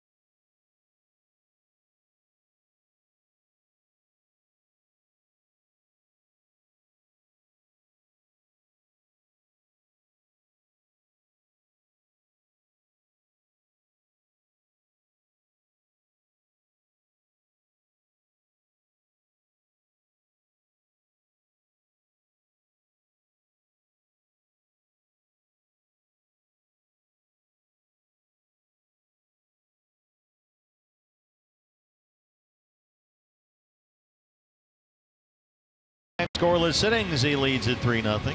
Fans, this Saturday is a must-have D-backs duffel bag giveaway at Chase Field. We're back after this one today. And the duffel bags get handed out Saturday against the Giants. Add this to your collection. It's a 7 o'clock start, courtesy of Gila River Hotels and Casinos. Visit dbacks.com. That is a quality item. Now, I know you and some of your staff have those duffel bags, had them when we were last home. And those are not cheaply made. That's a solid duffel bag, going to get you through the day. Really, really nice for those of you who have little leaguers out there. We talked about this before. They lose their equipment. It's game day, and they can't find their batting gloves. They can't find their belt. Well, if you got one of those duffel bags, everything is in one place. And it's got the D-back colors on it and everything. Here's Nick Ahmed, leads off the 6th against Nick Whitgren.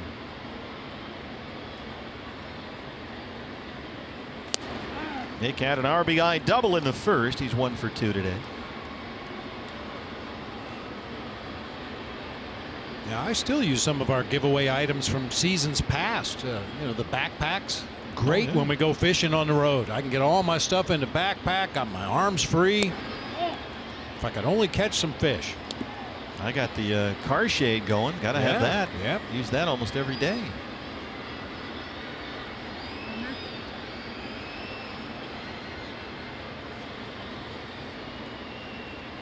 And the Hawaiian shirts. I mean, that's high fashion. Well, and when we wore the jogging suits the last time on this trip, I wore my Sugar Skull T-shirt underneath my jogging suit. Torrey was wearing his before the game today, the Sugar Skull T-shirt. Yeah, that's a great shirt. Good stuff. Good giveaway items.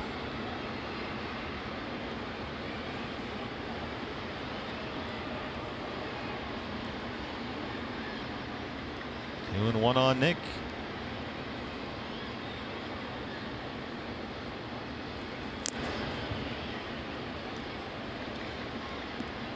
Gonzo arranged for some shirts on the trip, although things didn't quite work out. Bit of a fiasco in Pittsburgh. 2-2 on Ahmed.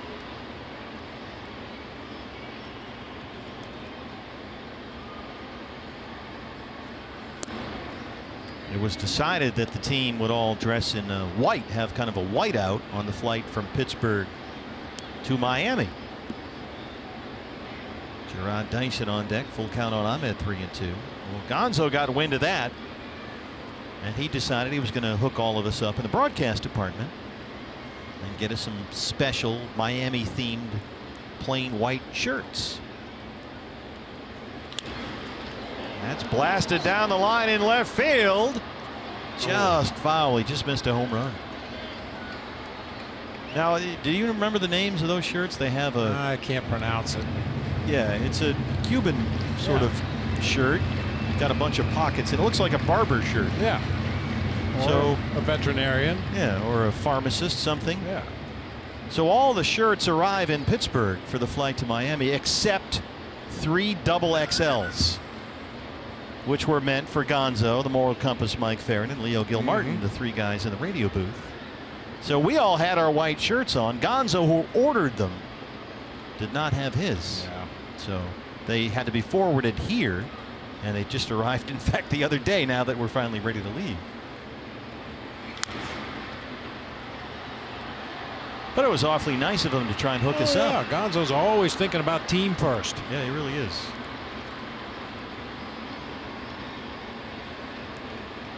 So to salvage something from the shirt fiasco, the radio guys all wore theirs during the game last night.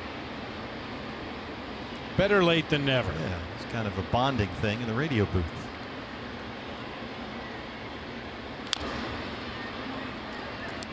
And for the flight today back home, we're all in our D-backs sweatsuits, which we wore out here from LA to Pittsburgh. It's very complicated now. You can't, it used to be, okay, bags at this time, truck at this time, first bus, second bus, first pitch, the whole thing. Now, well, what's the dress code for the flight? Have a dress code. What are we wearing?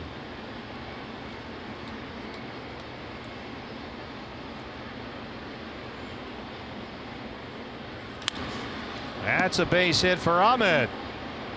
Boy, nice at bat there by Nick. How about it? Really battled, had some good swings, just missed a home run down that left field line, ends up with a line drive into left center for a leadoff base hit. Nick's 2 for 3. Brings up Jarrod Dyson.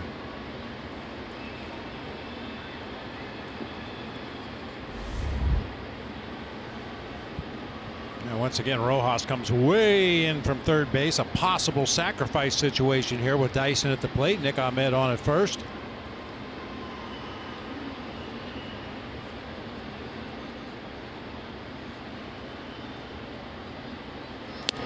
No sign of a bunt that time from Jarrod. Fastball's up 1-0. Yeah, sometimes you have to ask yourself as a manager, who am I bunting Nick up for? You've got Jeff Mathis in the pitcher spot due up after Dyson. Sometimes you just let the inning roll. Let Jarrod Dyson pick a pitch and swing at it. He's got a hole on the right side of the infield. He's got the third baseman drawn in.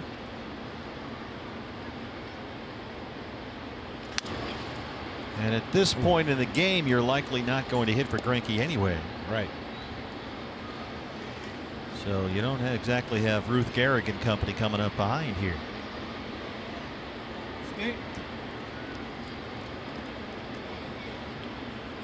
Apparently your boys in the yellow shirts had to put in a half a day at work before coming out here to the ballpark. Oh, they made it. Yeah, they made it. Well, better late than There never. they are. Those same 4 guys in those same shirts. There's got to be a story that we just don't know about. Softball team or something, yeah. They have replaced Marlins man. Took 4 of them to replace Marlins man. Well, he was pretty great. The 4 horsemen back there. 4 green shirts of the apocalypse. 2-1 on Dyson.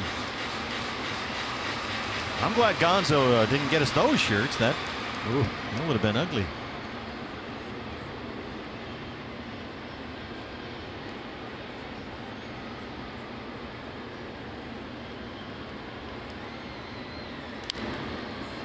That slap foul, and it's 2-2. Second inning of relief for Nick Whitgren.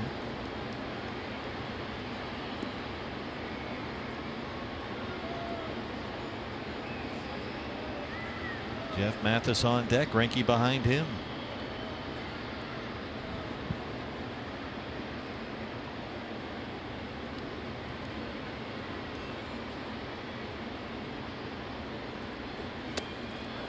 That one almost hit him. Really had to move his feet that time. Full count, 3-2. Pulls that slider way inside. He had to leave his feet to let that one get underneath.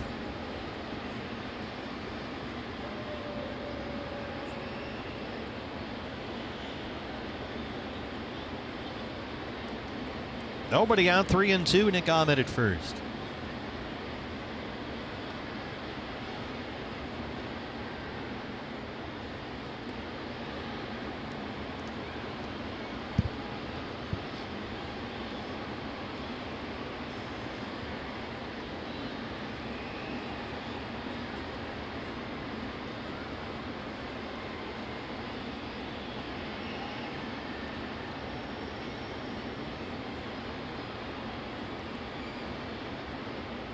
There goes Ahmed. Dyson hits it up the middle. Tremendous stop there by Riddle.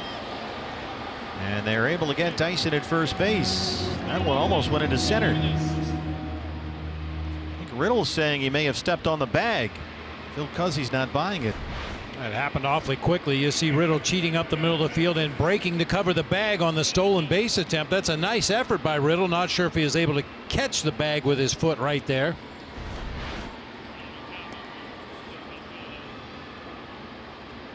No challenge from either side.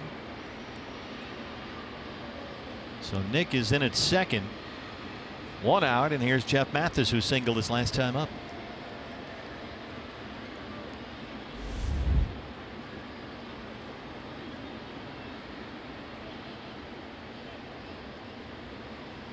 Yeah, had Ahmed not been running on that pitch, it might have just been a clean base hit up the middle. Fastball misses up.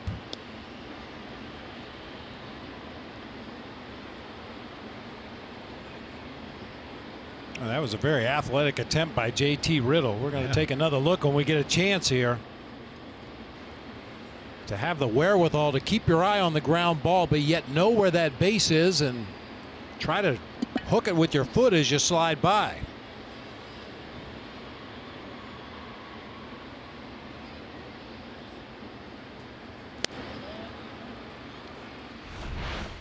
We take another look. Riddle plants that right foot on the bag, makes the play. I think the Diamondbacks caught a break right there.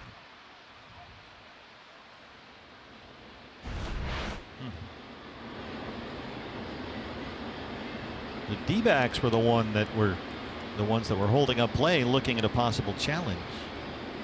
Torlavello signaled play on. 2-0 on Mathis. That might be one where Alan Campbell told Torrey play on quickly before they have a chance to look at that replay.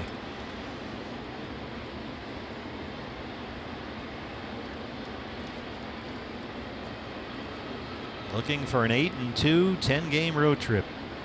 Chance to win the series, take 3 of 4 at Marlins Park.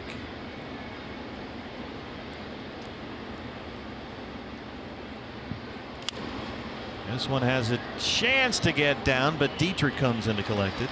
Ahmed has to stay put, 2 outs. Here's Greinke.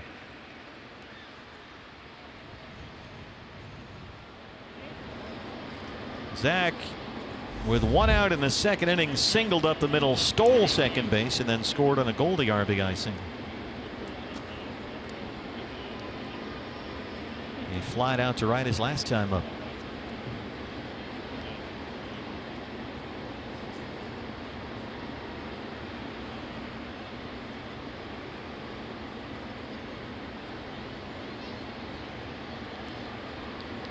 D-backs have out hit the Marlins 8-5. They lead it 3-0. First pitch swinging again. It's another base hit for Greinke, and they will wave Ahmed. Here's the throw from Anderson. And Ahmed is in there. RBI single for Zach Greinke, and it's 4-0 D-backs. Greinke's 2 for 3.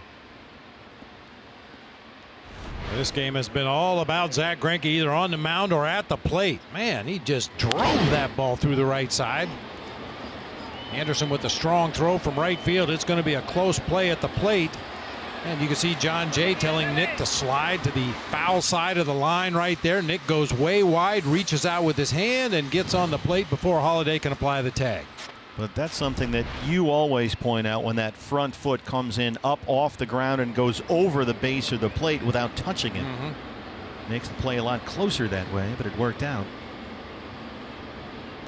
Zach, both the base hits coming on the first pitch. He knocked one up the middle, and that one into right field.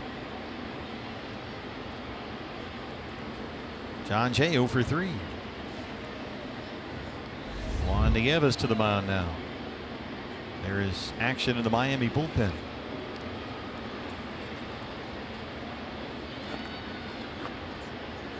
They're probably trying to figure out how to stop the base stealing threat that is Zach Greinke. Stole his second base of the year back in the second inning. The first pitcher since he himself did it back in 2013 with multiple stolen bases in a season. Trujinski, what do you got? Well, while they had the mound meeting, Zach was running wind sprints between first and second base. I'm not sure if he's trying to send a message to the Marlins or just wants to keep his legs loose. Just trying to intimidate them is all. Dave McKay coaching at first.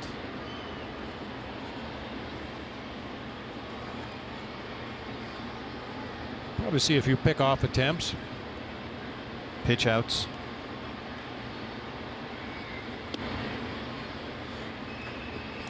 Yeah, this was while the mound meeting was going on. Zach's over there, just keep the legs loose.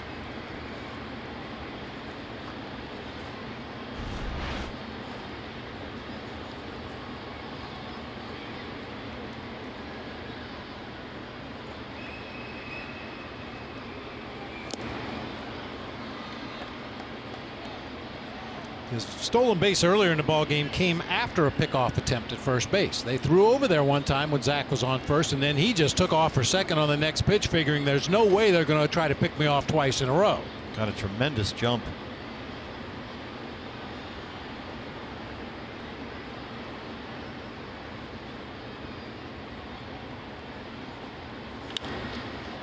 Right at Riddle, the shortstop. They get the force on Greinke. Diamondbacks add a run. Greinke the RBI. He leads it 4-0.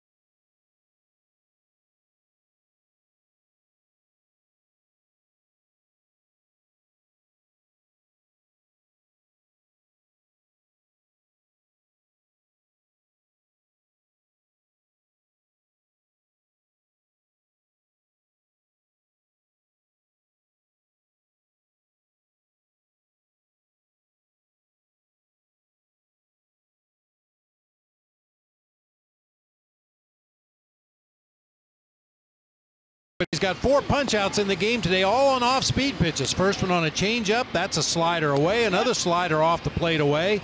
And that curveball right there, really the only one of the 4 strikeouts that was in the zone. Getting the Marlins hitters to chase some of those off-speed deliveries just out. Our nationwide vision eye on the game. Greinke has retired the last 4 he's faced. He's given up 5 hits, all singles. He's not walked a batter. At 76 pitches as we start the home half of the 6th inning. Starlin Castro, JT Riddle, and Miguel Rojas due up for the Marlins, 4, 5, and 6. Greinke looking for his 3rd win on this road trip. He beat the Angels in LA and the Pirates in Pittsburgh. Castro 0 for 2 today. He's grounded out twice.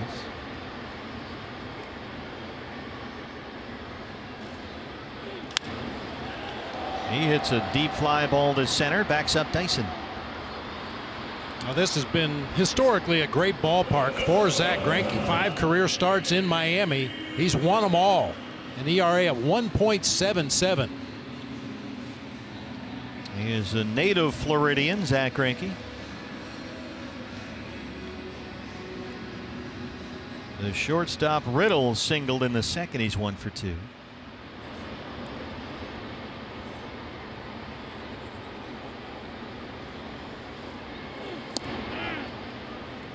Fastball right there, 0-1.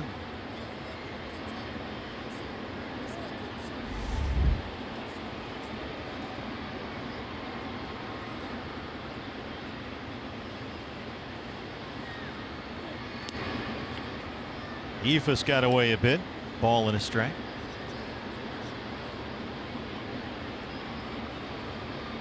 Aaron Guerrero, a big hard throwing right-hander. We saw him last night throw 100 miles an hour. This is out to right center, and it drops in between Jay and Dyson. Riddle will stop after a big turn at first.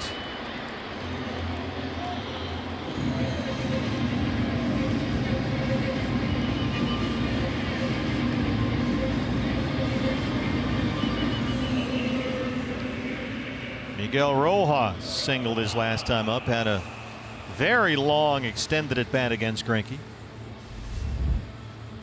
before a base hit to left. Now Rojas leads this Marlins offense by a wide margin, grounding into 16 double plays already this year. Greinke at 80 pitches, 55 for strikes.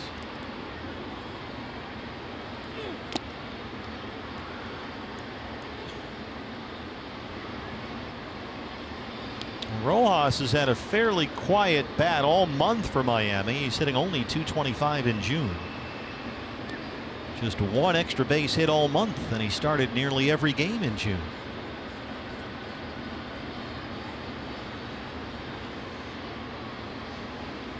He's a better hitter than that.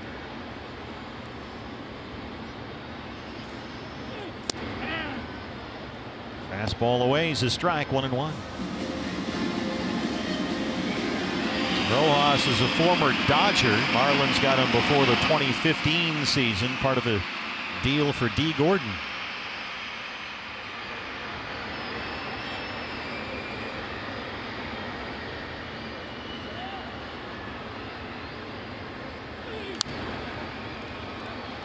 Hard fastball up, and it's 1-2.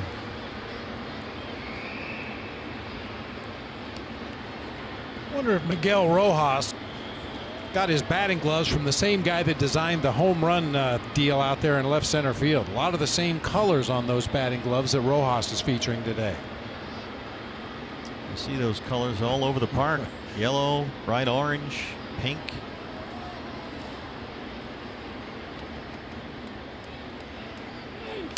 There is a movement here to just bring back the teal that they wore when they won a couple of World Series. But now it's the full spectrum everywhere. Shoes, gloves. Yeah, they've been showing a lot of highlights on the big board here between innings of the 25th anniversary of the Marlins, wearing those old teal uniforms. See that patch on Rojas' sleeve there. 25th anniversary celebration. I saw some Chucky Carr highlights the other night making diving catches in the outfield at the football stadium. Here's the 1-2. Right there, looks at a fastball, and Hallian with his signature mechanic rings him up. 5 strikeouts for Greinke. Hey fans, the day after every D-backs win, get 50% off all pizzas at regular menu price using promo code DBACKS50 at papajohns.com. Zach Greinke has faced 24 batters. He's thrown 17 first pitch strikes. Robbie Ray used that same formula last night to great success. Robbie got his 3rd win of the year in his first start in 2 months. J.B. Shuck, the center fielder.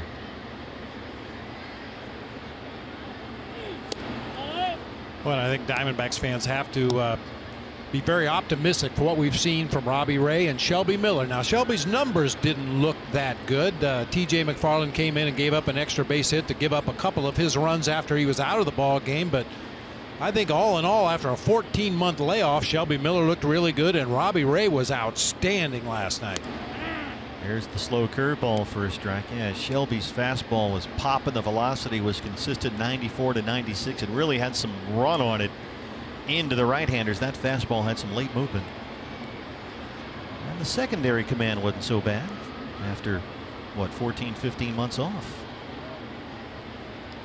He'll start Saturday night at Chase Field against the Giants. Shelby Miller. There's his strike 1-2 now.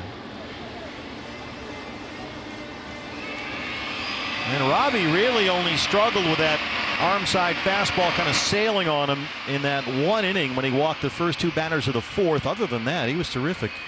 Yeah, and I take that as a great sign because we've seen Robbie do that in the past and have trouble getting back into the strike zone. But he made an adjustment last night after those 2 walks. He was pounding that strike zone all night long. Yes, he went. And Bellino down at 3rd. Greinke 6 strikeouts, 6 scoreless. He leads at 4-0.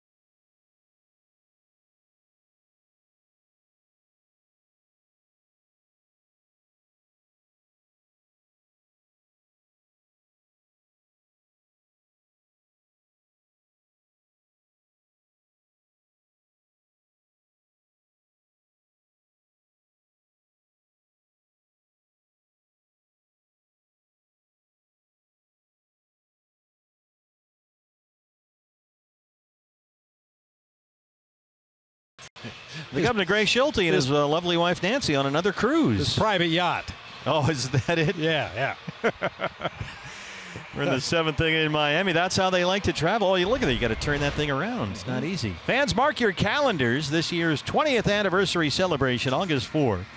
It's our annual alumni game presented by Sanderson Ford. It starts at 2 o'clock, and the first 20,000 fans with us get the all-time team T-shirt, courtesy of Gila River Hotels and Casinos. dbacks.com/alumni is the place to go. Will you be commissionering again that year? Yes, I believe I will. Yeah. And we're thinking about a name change. Instead of the alumni game, call it the Chiropractor's Dream Game. Sponsored by Ben Gay. Yeah. Wow. Tayron Guerrero. We saw this guy in the ball game last night throwing consistent 98, 99, sometimes 100 miles an hour. He worked the 9th inning through 20 pitches. And here he is to start the 7th. Goldie Lamb Peralta due up for the D-backs. Goldie is 3 for 3, 2 singles and a double. He's got an RBI. He's scored a run.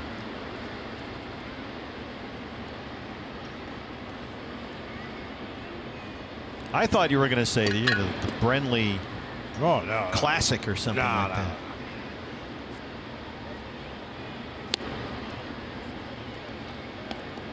Probably have a lot of orthopedic surgeons at that game in anticipation of some new business or return business in the case of some of the guys.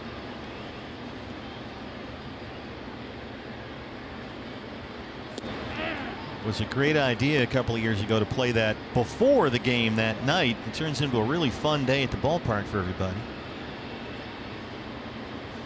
So start planning ahead. It's coming up again August 4th. D-backs alumni game brought to you by Sanderson Ford. August 4th. This is Saturday. We are home against the Giants. A 5:10 start. First Saturday in August. So the alumni game starts at 2. The Giants game starts at 5:10.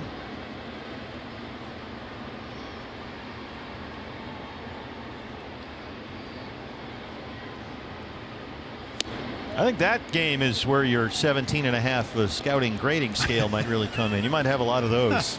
There'd be some minus 17.5. Reggie Sanders will show up and probably hit 3 balls off the wall again like he always seems to. Reggie and Junior Spivey. They'll be ready to play at 5 o'clock. Full count 3-2.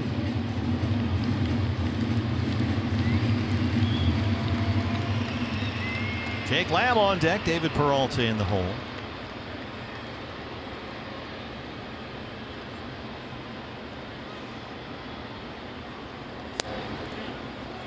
Not able to hold up on that hard fastball down and away. Guerrero has his first strikeout.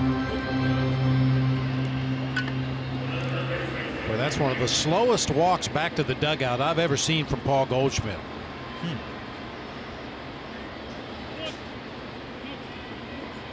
He either was fooled, he went to the plate looking for one thing and didn't get it, or just frustrated that he checked his swing on that strike 3 pitch.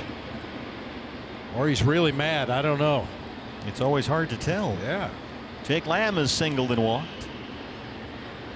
Marlins have the shift on.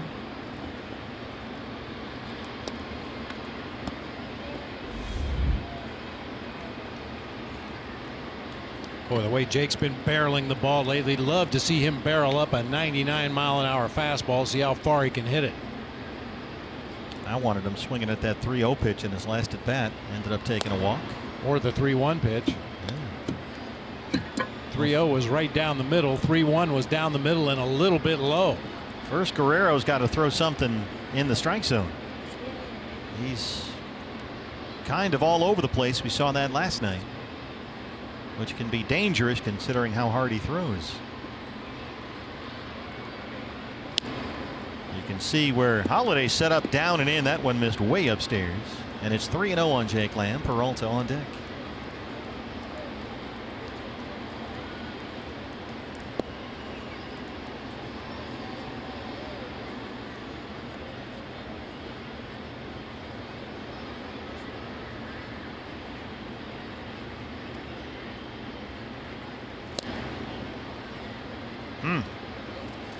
Tom Hallion didn't give him the strike call that time. And Jake is aboard for the third time this afternoon. A couple of walks and a base hit back in the first inning when he came around to score on the Nick Ahmed double. Peralta as walk struck out and hit into a double play.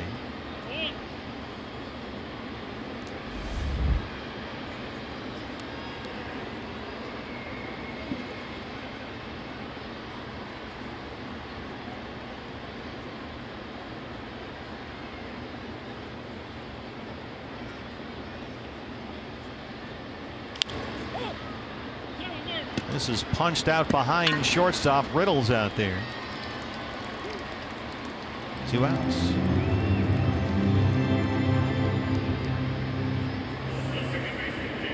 Here's Daniel Descalso.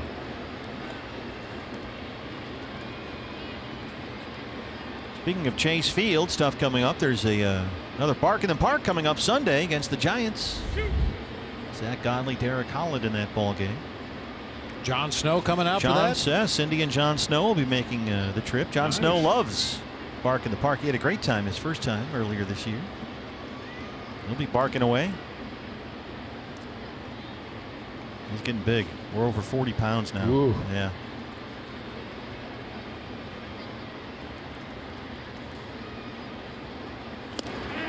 I bought him a Hank the dog pillow when we were in Milwaukee not too long ago, thinking he might relate to that. You know, Hank the dog, the story, the dog that the Brewers adopted not too long ago. He ate through that thing in about 10 minutes. Stuffing all over the floor. It's amazing how quickly they can take things apart.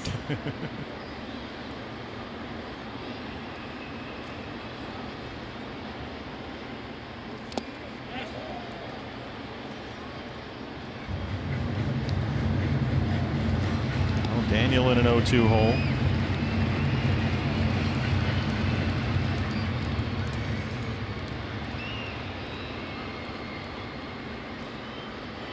Well, if there was ever a guy who fits the description of effectively wild, it's Tayron Guerrero. You know he's got 100 miles an hour in there somewhere, but you never know where it's going. And neither does he, it looks like. So it's got to make for an uncomfortable at bat. Yeah, changeup coming here, I think.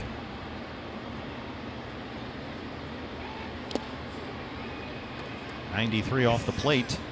That might be his changeup. I think it is. It looked like he had a split finger grip that time. A lot of guys that use the split finger as a changeup.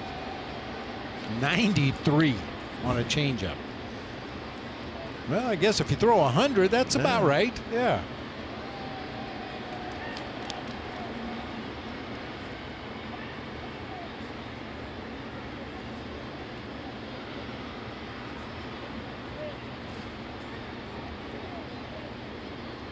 Oh, what a jump, Jake Lamb. Guerrero steps off. He almost got in there. We stretch in Miami. D-backs going for the series win. They lead the Marlins 4-0.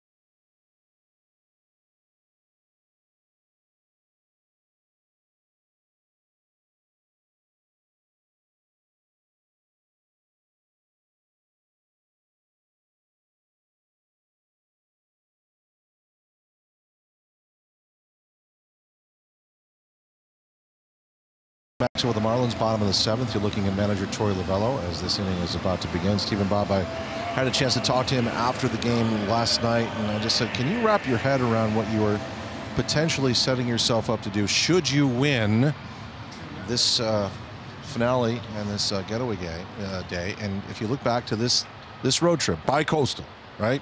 Yeah, 2 oceans and 3 rivers. And 1 Rust Belt. A sweep of the Pirates in a 4-game series, and Bob, I know you know how hard that is to do. Potentially winning 3 here. And he said, yeah, I can, especially after that Father's Day implosion, which was the getaway day for this road That was trip. the one against the Mets, right? Yep. Yeah, that hurt. And that was right there for the taking. It got away from them, and we talk so much about this team's resiliency and their ability to, flush games and get on the plane. And Bob, I think you and I may have talked about it in Anaheim. That's great to say, but sometimes it's a lot harder to do, especially after a loss like that, right? Absolutely. 0-2 on the catcher Brian Holiday. Adiel Rivera in the on-deck circle. I think it's a great point. I mean, that was a gut punch, that loss to the Mets. Huge crowd. Oh, yeah.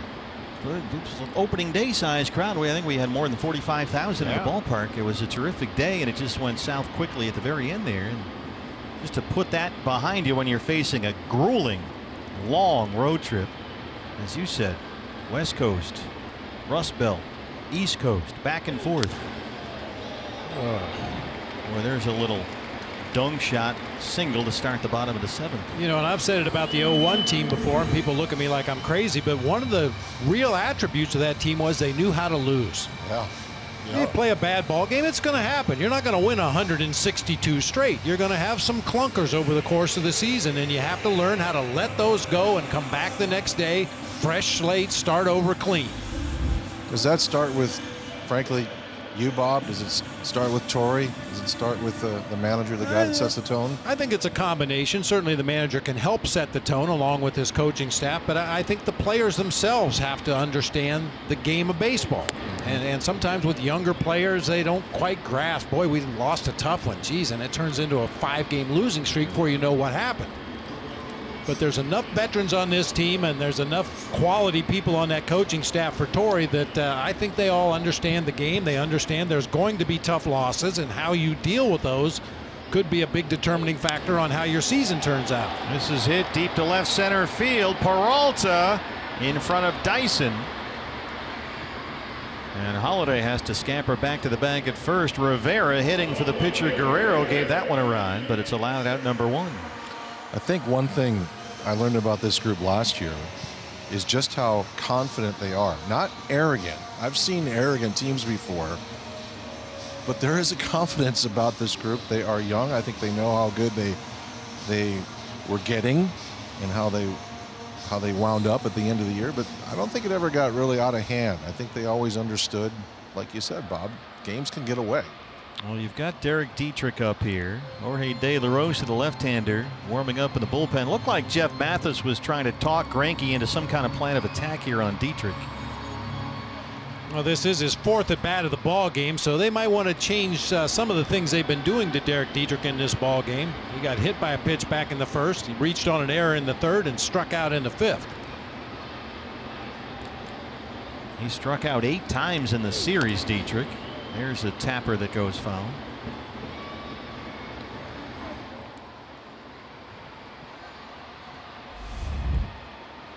Well, the key now is going to be, regardless of how this one finishes, hopefully it's with a win and you get 8 out of 10 on the trip, but to go back home and take advantage of Chase Field. Long 3-series homestand coming up starting tomorrow night. Got to keep it rolling. Dodgers are only 2.5 back. Got a couple of Western Division opponents coming in for that homestand. Padres for 4 after we play the Cardinals in the middle there for 3.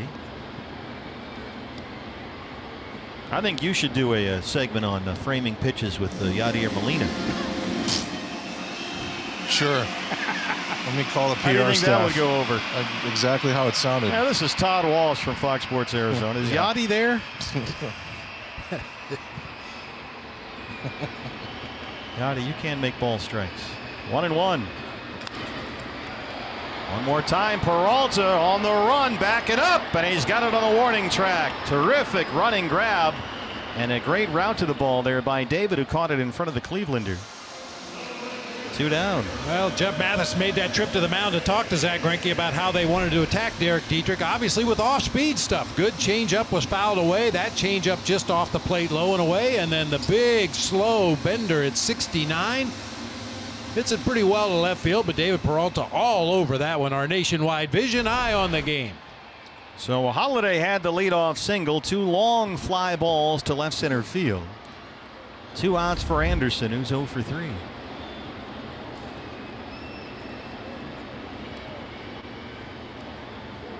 Do you know what the deal is with the guys in the yellow shirts? I'm afraid to ask. They've been there for every game. They seem fairly well organized. And one guy's even got shades to match his shirt.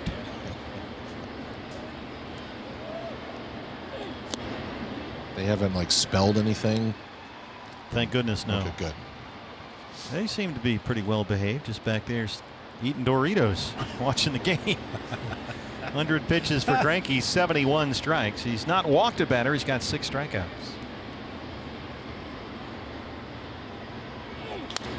This is out to Jay in right near the line, and he runs out of room.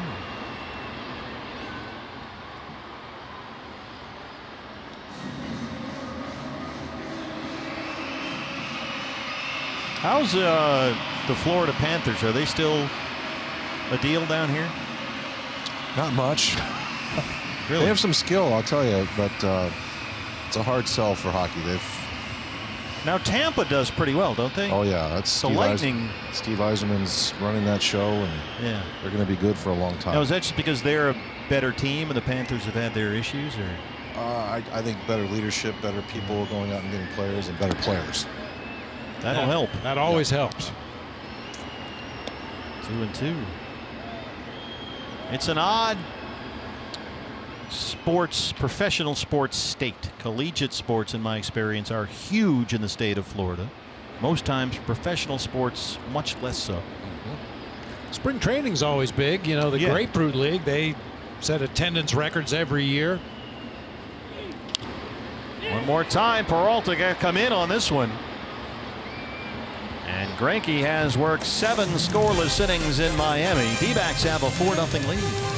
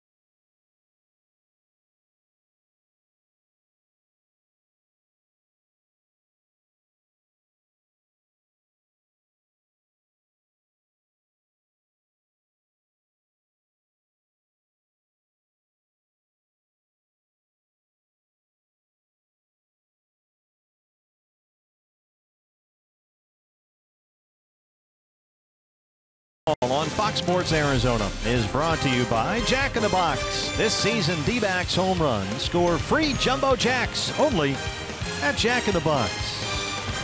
The Fox Arizona blimp here in South Florida. This is a big downtown. Every time we come here, I'm amazed at how sprawling the downtown skyline is. There's Marlins Park on the site of the old Orange Bowl. That's where we are. This is where the Orange Bowl used to be, but you see downtown there, bottom of your screen, it goes on and on and on, just one tall condo office building after another. And a lot of cranes, which indicate that there's going to be even more by the time we come back next year. Well, Zach Greinke has been outstanding. Looks like he might be done here. 7 scoreless, just over 100 pitches. He didn't walk a batter. Had 6 strikeouts, and he holds a 4-0 lead as we head to the 8th inning.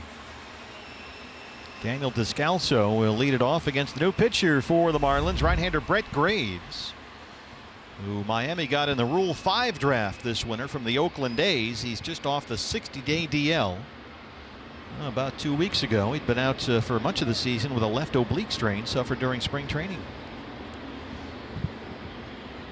Mentioned the 3rd start of this road trip for Zach Greinke, looking to make it a perfect 3-0. He's walked 2 batters in the very first game he started against the Angels. Didn't walk anybody against the Pirates, and nobody so far here today against the Marlins. Descalso grounds out to Castro to start the game. Well, we've seen offensively what those base on balls will do to an offense. Continue an inning, get another hitter up to the plate, run up a pitch count on that opposing pitcher. Zach Greinke just refuses to walk guys. Here's Nick Ahmed. Nick's had a good day. He's doubled, singled. He's got an RBI. He scored a run. Really quality at bat back in that 6th inning. The leadoff single came around to score on Zach Greinke's base hit, but just missed a home run foul. Had some really good swings at strikes, laid off some tough pitches, and eventually got a base hit into left center field. We talk about Zach Greinke, Bob, and there was a lot of discussion about the contract, and he's basically making $1 million a start for the Diamondbacks. And you look at the numbers, and although he's got a lot of strikeouts this year, nationally, folks go, "Hey, Greinke, he's been okay." You got to watch him pitch every day. A start like today is not going to jump out at you. Here comes Rojas from 3rd. But he's just been sort of relentlessly effective here over the course of his tenure with the D-backs. And especially given the circumstances. As you mentioned, the bullpen is a little gas down there. You'd like to get as many innings out of your starter as possible here today. And Zach Greinke steps up once again when they need him the most. Yeah, you've got the back end 3 probably down. We're just guessing about that, but they've worked an awful lot here. Hirano and Bradley and Boxberger. So they really needed this here today. Here's Dyson 0 for 3. Trying to bunt his way on. Close at first, and he beats it out. Gerard Dyson, Mr. Zumbaya, zooming his way on a 2-out bunt single. That's a perfect example why I think Gerard Dyson should do that at least once a game, if not more often. I mean, he bunted this ball a little bit too close to the pitcher. A nice shovel toss. Nothing wrong with that play, but he just outruns the play at first base. Adam Homari, the first base umpire. Oh, yeah, he's in there, right? Yep, looks like it. No challenge for the Marlins. Here's the catcher, Jeff Mathis.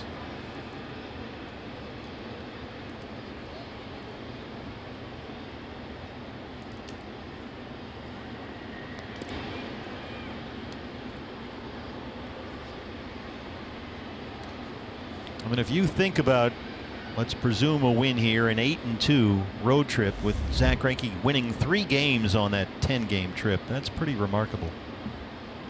Doesn't matter who you're playing.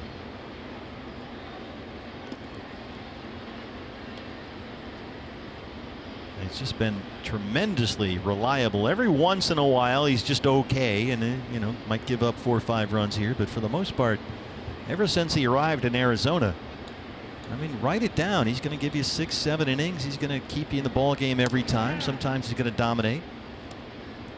Today, you might classify it as kind of quietly dominant. Nothing jumps out at you, but you look up at the end of the day and they haven't done anything. I like the way you described it. Ruthlessly effective. His fastball's not lighting up the radar gun. He's not knee-buckling hitters with that curveball. He just gets guys out. Yeah, it's not like Scherzer where you look up and he's got 15 strikeouts every other week. But the results are there, and they have been since he signed with the D-backs. I hate to keep coming back to this comparison, but Greg Maddux was the same way. Yeah. And after a while, people sort of acknowledged him for that quality. Right. I'm not sure that Greinke's there yet because folks expect, big crazy strikeout totals every start, and he's not that guy anymore. Even though his strikeout numbers, for the most part, are among the league leaders. It's almost like he strikes out guys when he needs to. Otherwise, he's hoping they put the ball in play first, second, third pitch of an at bat so he can pitch deep into the ball game. 1-2 on Mathis. Ketel Marte is in the on deck circle, set to hit for Greinke.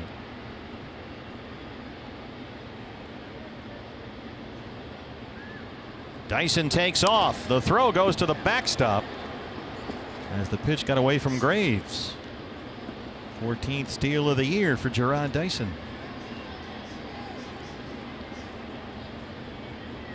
Here's Holliday, who had thrown out 9 consecutive attempted base stealers, the Marlins catcher, coming into the series and coming into the game today.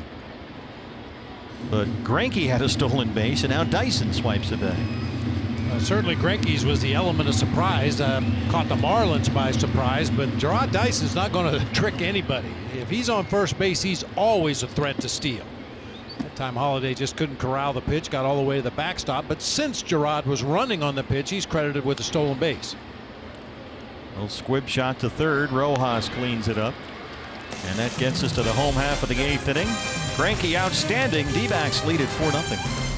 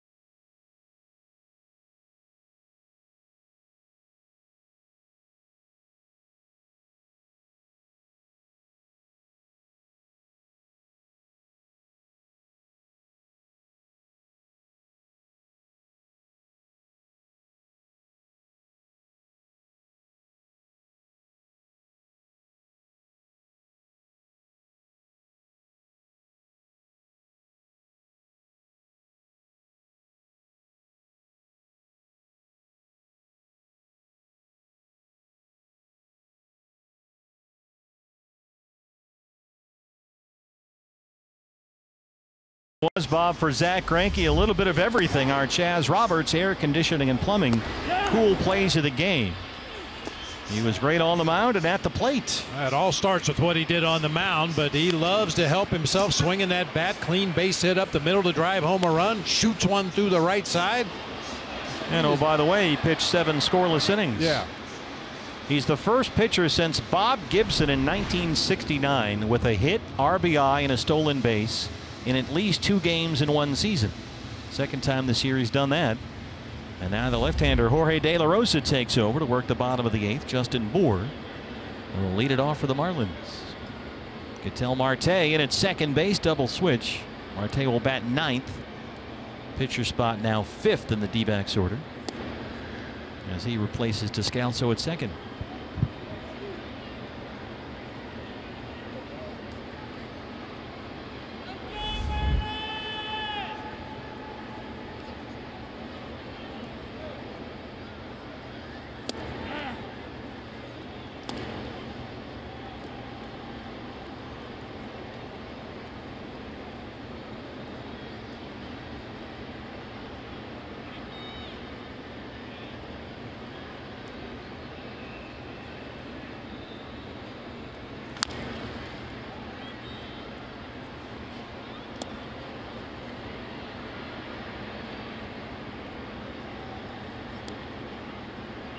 Diamondbacks will now swing Jake Lamb around to the first base side of the field. Nick Ahmed goes back near his regular shortstop position, which is a shame. Nick was having a nice conversation out there with Phil Cuzzy, the second base umpire.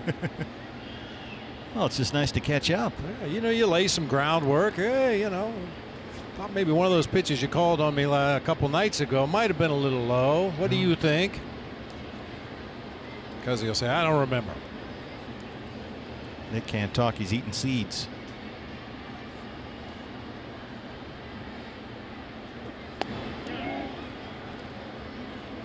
Yes, he went. De La Rosa strikes out 4 to start the 8th. Brings up Starlin Castro. That's nice that Jorge gets to face a lefty to start his outing. Missed down low with a fastball.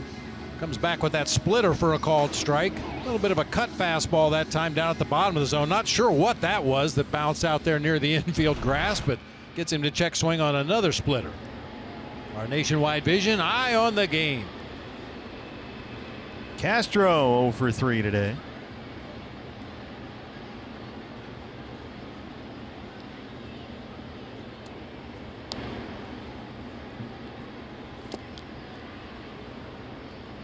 We talked a lot about the return to the rotation of both Shelby Miller and Robbie Ray in this series. Well, Randall Delgado is getting close to returning. He is nearing the end of his rehab assignment. He pitched very well last night. He'll go again, I believe, tomorrow. And so there's going to be some decisions to make about bullpen spots as well. And Jorge could use a scoreless inning or two here today to solidify his position on the roster.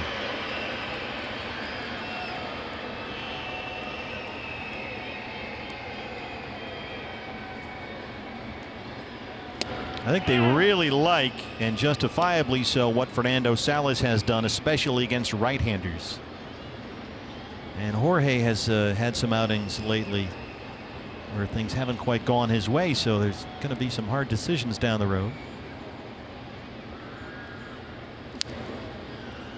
Well, no matter how you slice it and dice it, when everybody comes back healthy, the Diamondbacks are going to have some depth to work with. At a lot of different spots. You know, who's going to play the outfield? You got John Jay's been terrific. Souza's DHing already. AJ has started hitting. Steven Souza Jr. had a couple of hits 2 days ago. Went 1 for 4 last night with a walk and scored a run in his second rehab game with Visalia. And AJ Pollock was cleared on Monday to begin baseball activities, which we found out maybe he had accelerated on his own schedule. It's hard to keep AJ out of there. He wants to get back. We know how much he loves it. He wants to be here with his teammates. He's going to start his rehab process soon. AJ was supposed to hit today, in fact, scheduled to hit.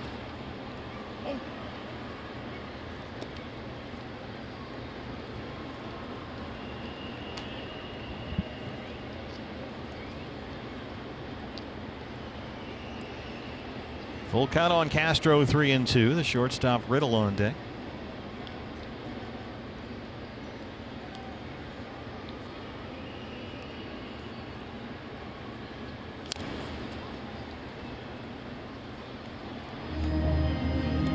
Yeah, it's funny in a way when a position player is coming back from an injury. One of the things that the major league staff wants to see before they declare a guy fit to start playing again, they want to see him swing and miss.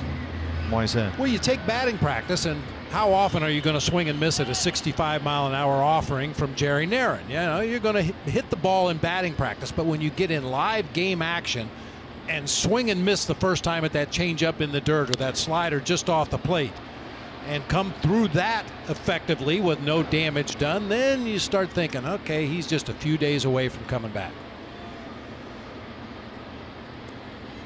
Oh yeah, they call it batting practice, not pitching practice.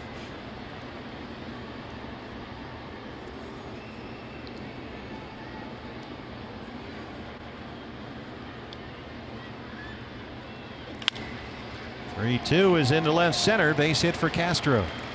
Yeah, just like they talk about pitchers on rehab assignments. You know, you send a guy down to rookie ball or to A ball to get a rehab outing, and he goes out, punches out 10 in 4 innings or something.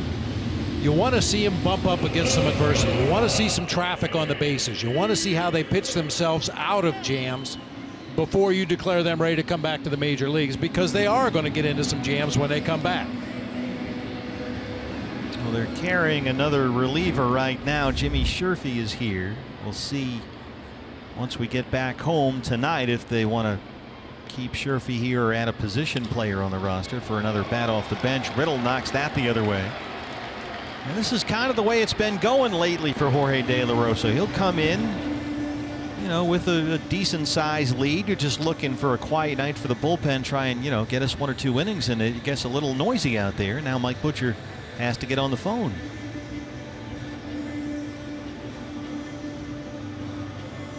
Here he comes out to the mound. And it's not 10-0. It's only 4-0. So the outcome is still very much in doubt as Rojas steps up. Riddle's had a good day. He's 3 for 4. Made some nice defensive plays as well. So here's Salas. He'll have to start to get it cranked up now.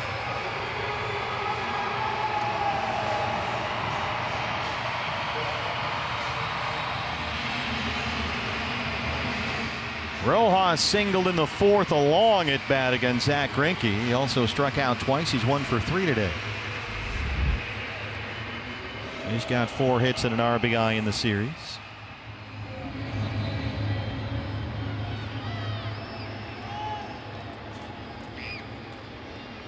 Two on and 1 out. D-backs lead at 4-0.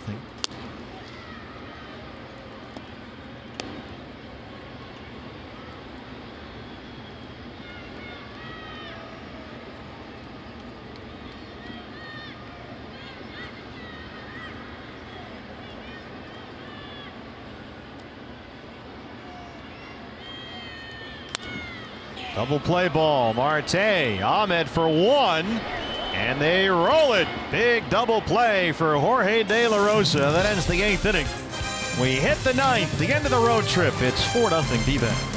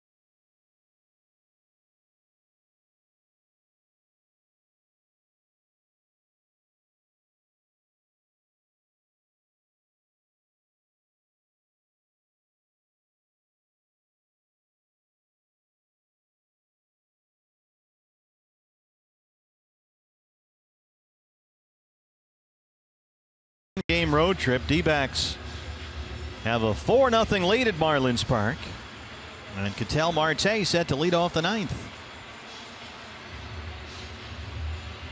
Marte just double switched into the ball game at second base, his first at bat today.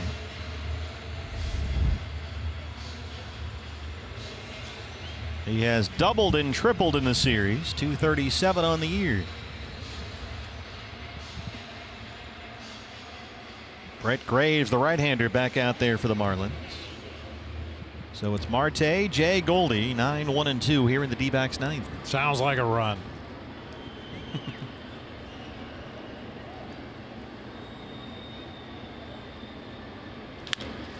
This is bounced into center. Well, that's a good start. Marte, a leadoff single. I got one for you. This is one of your favorites, too. You're going to love this. Oh, good. Bottom of the order rally starter. The D-backs today. 6, 7, 8, and 9 hitters have now gone 7 for 16 with 2 runs scored and 2 RBIs. Nice. Love those bottom of the batting order rallies. Get a couple guys on base, roll back around to the top, and do some serious damage.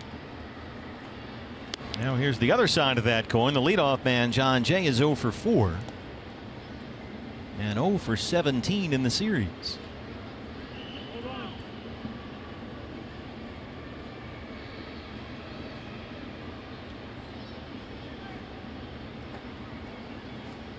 D-backs continue to play very well away from Chase Field. They are 5 over 500 on the road.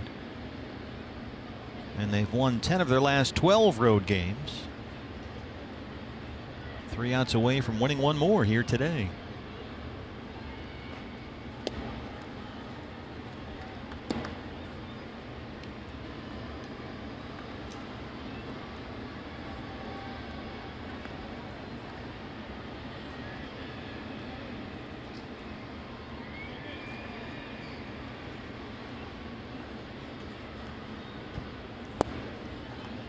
Two balls and 1 strike on John Jay.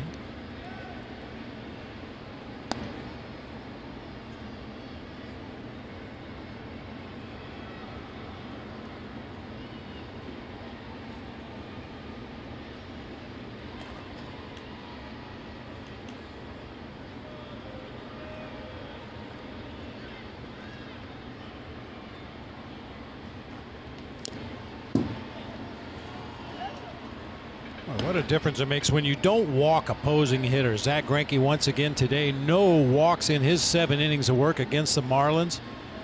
I mean, they've had 3 separate innings in this game where they had 2 base hits.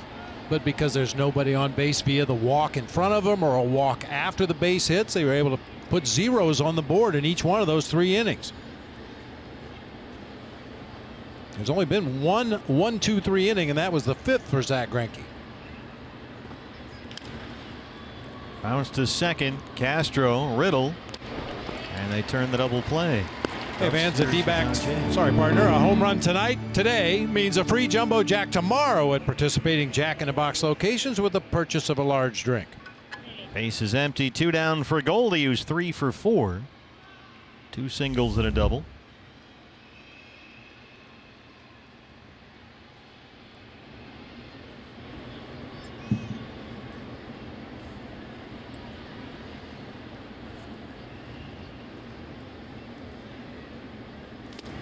Nice if Goldie could get the home run trifecta. He homered twice at Angel Stadium, homered once in Pittsburgh. And this is hopefully his last at bat here at Marlins Park.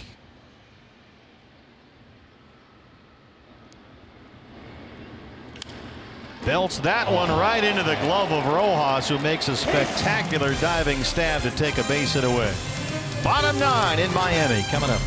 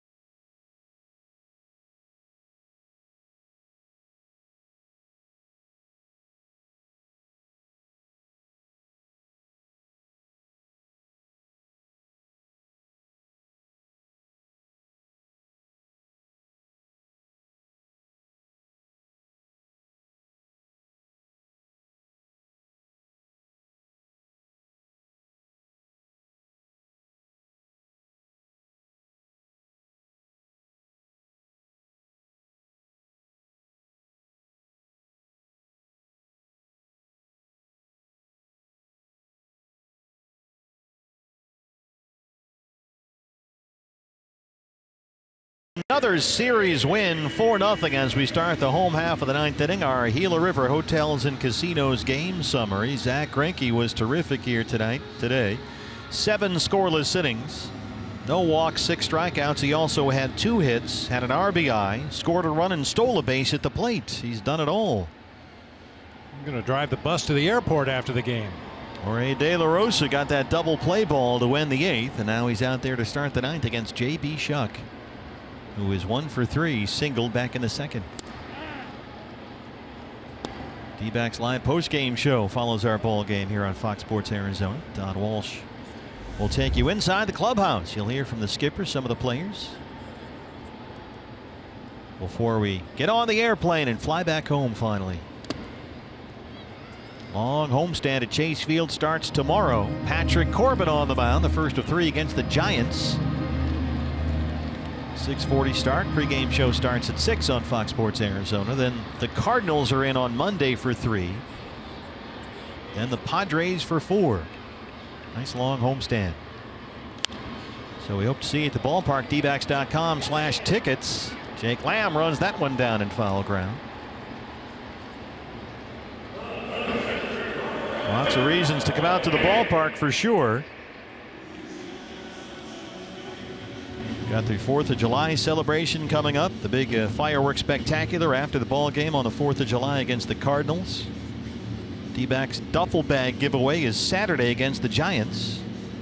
That's going to do it for Jorge De La Rosa. We'll take a break from Miami.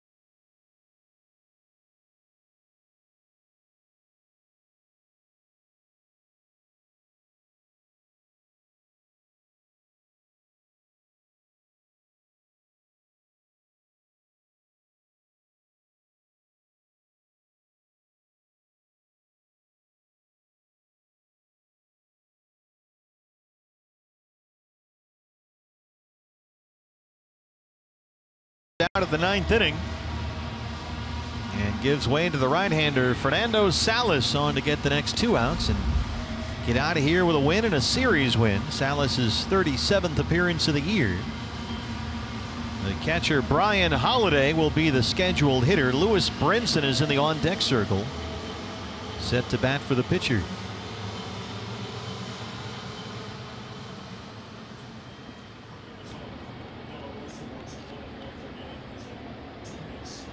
Holiday, the catcher, is hit into a double play and single twice.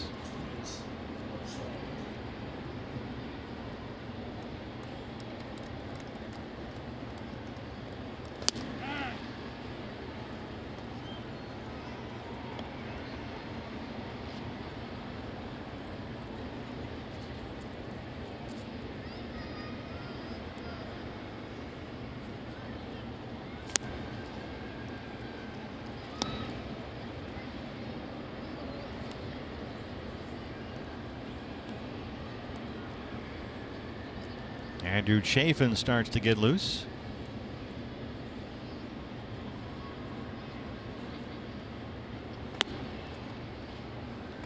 I would assume that's only if you roll back around to the top of this Marlins order. You've got the left-handed hitting Derek Dietrich at the top. You got Justin Bour in that 3 spot. Ideally, we don't get that far. I thought one of the key moments and most interesting moments in last night's game came in the 9th inning when Chafin was up. Torey Lovullo stuck with his closer Brad Boxberger after the Castro homer. He had Chafin up for Bohr or Dietrich, couple of left-hand batters in that inning. He stuck with Boxberger and it worked out. A big vote of confidence for his closer as Salas strikes out Holiday.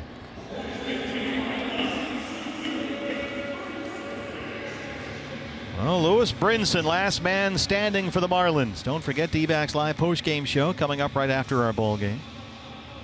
Brinson batting 175. He's got 9 homers. Had a single in Tuesday's game, 1 for 11 in the series.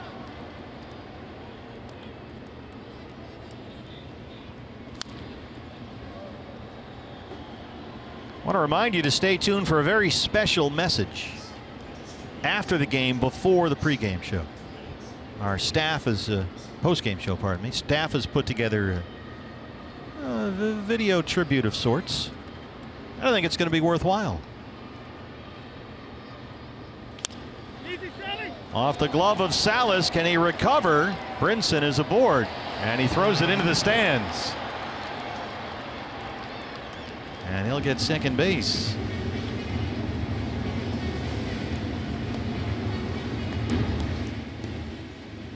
Salas had to jump up, try to knock that down. Instead, it went off the glove and behind the mound. Then he threw it into the seats. That'd be an infield hit for Brinson, an error on Salas to allow him to move up to second base.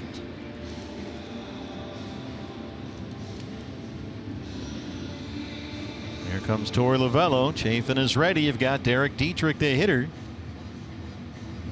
And he'll go back to his bullpen for the 3rd time in the final 2 innings. Chafin on his way in. Back after this.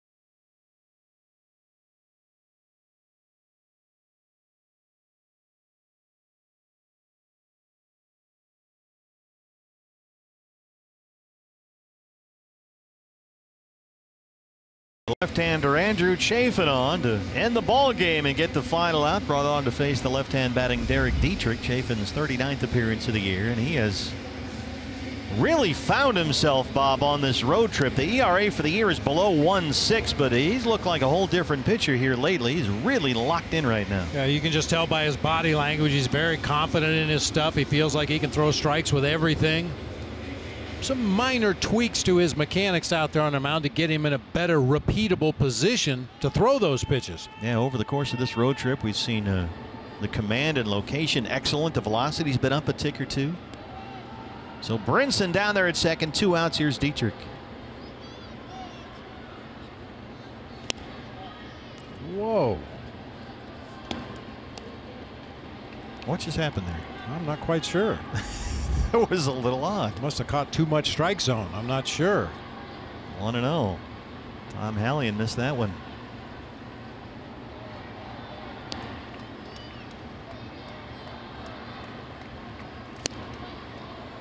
There's the fastball up and in. No shift against Dietrich, but Ahmed, the shortstop, is almost right behind the second base bag back in the grass.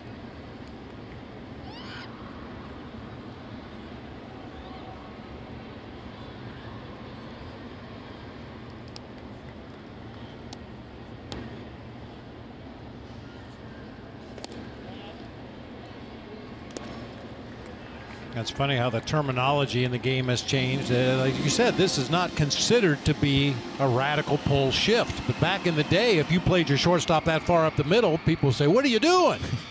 He's way out of position." Yeah, this is tame compared to some of the stuff we see these days. Yes, indeed. 2 balls and a strike.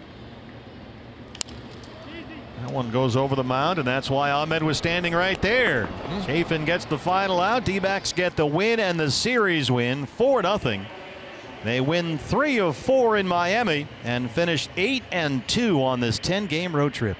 Boy, you can't do much better than that. The old cliche is take 2 out of 3 at home, split on the road. You take a 10-game road trip and win 8 of them, you got some money in the bank. Well, the D-backs, this was game 81, by the way, so the season is now officially half over. And they have matched a season high now, 13 games over 500. They finished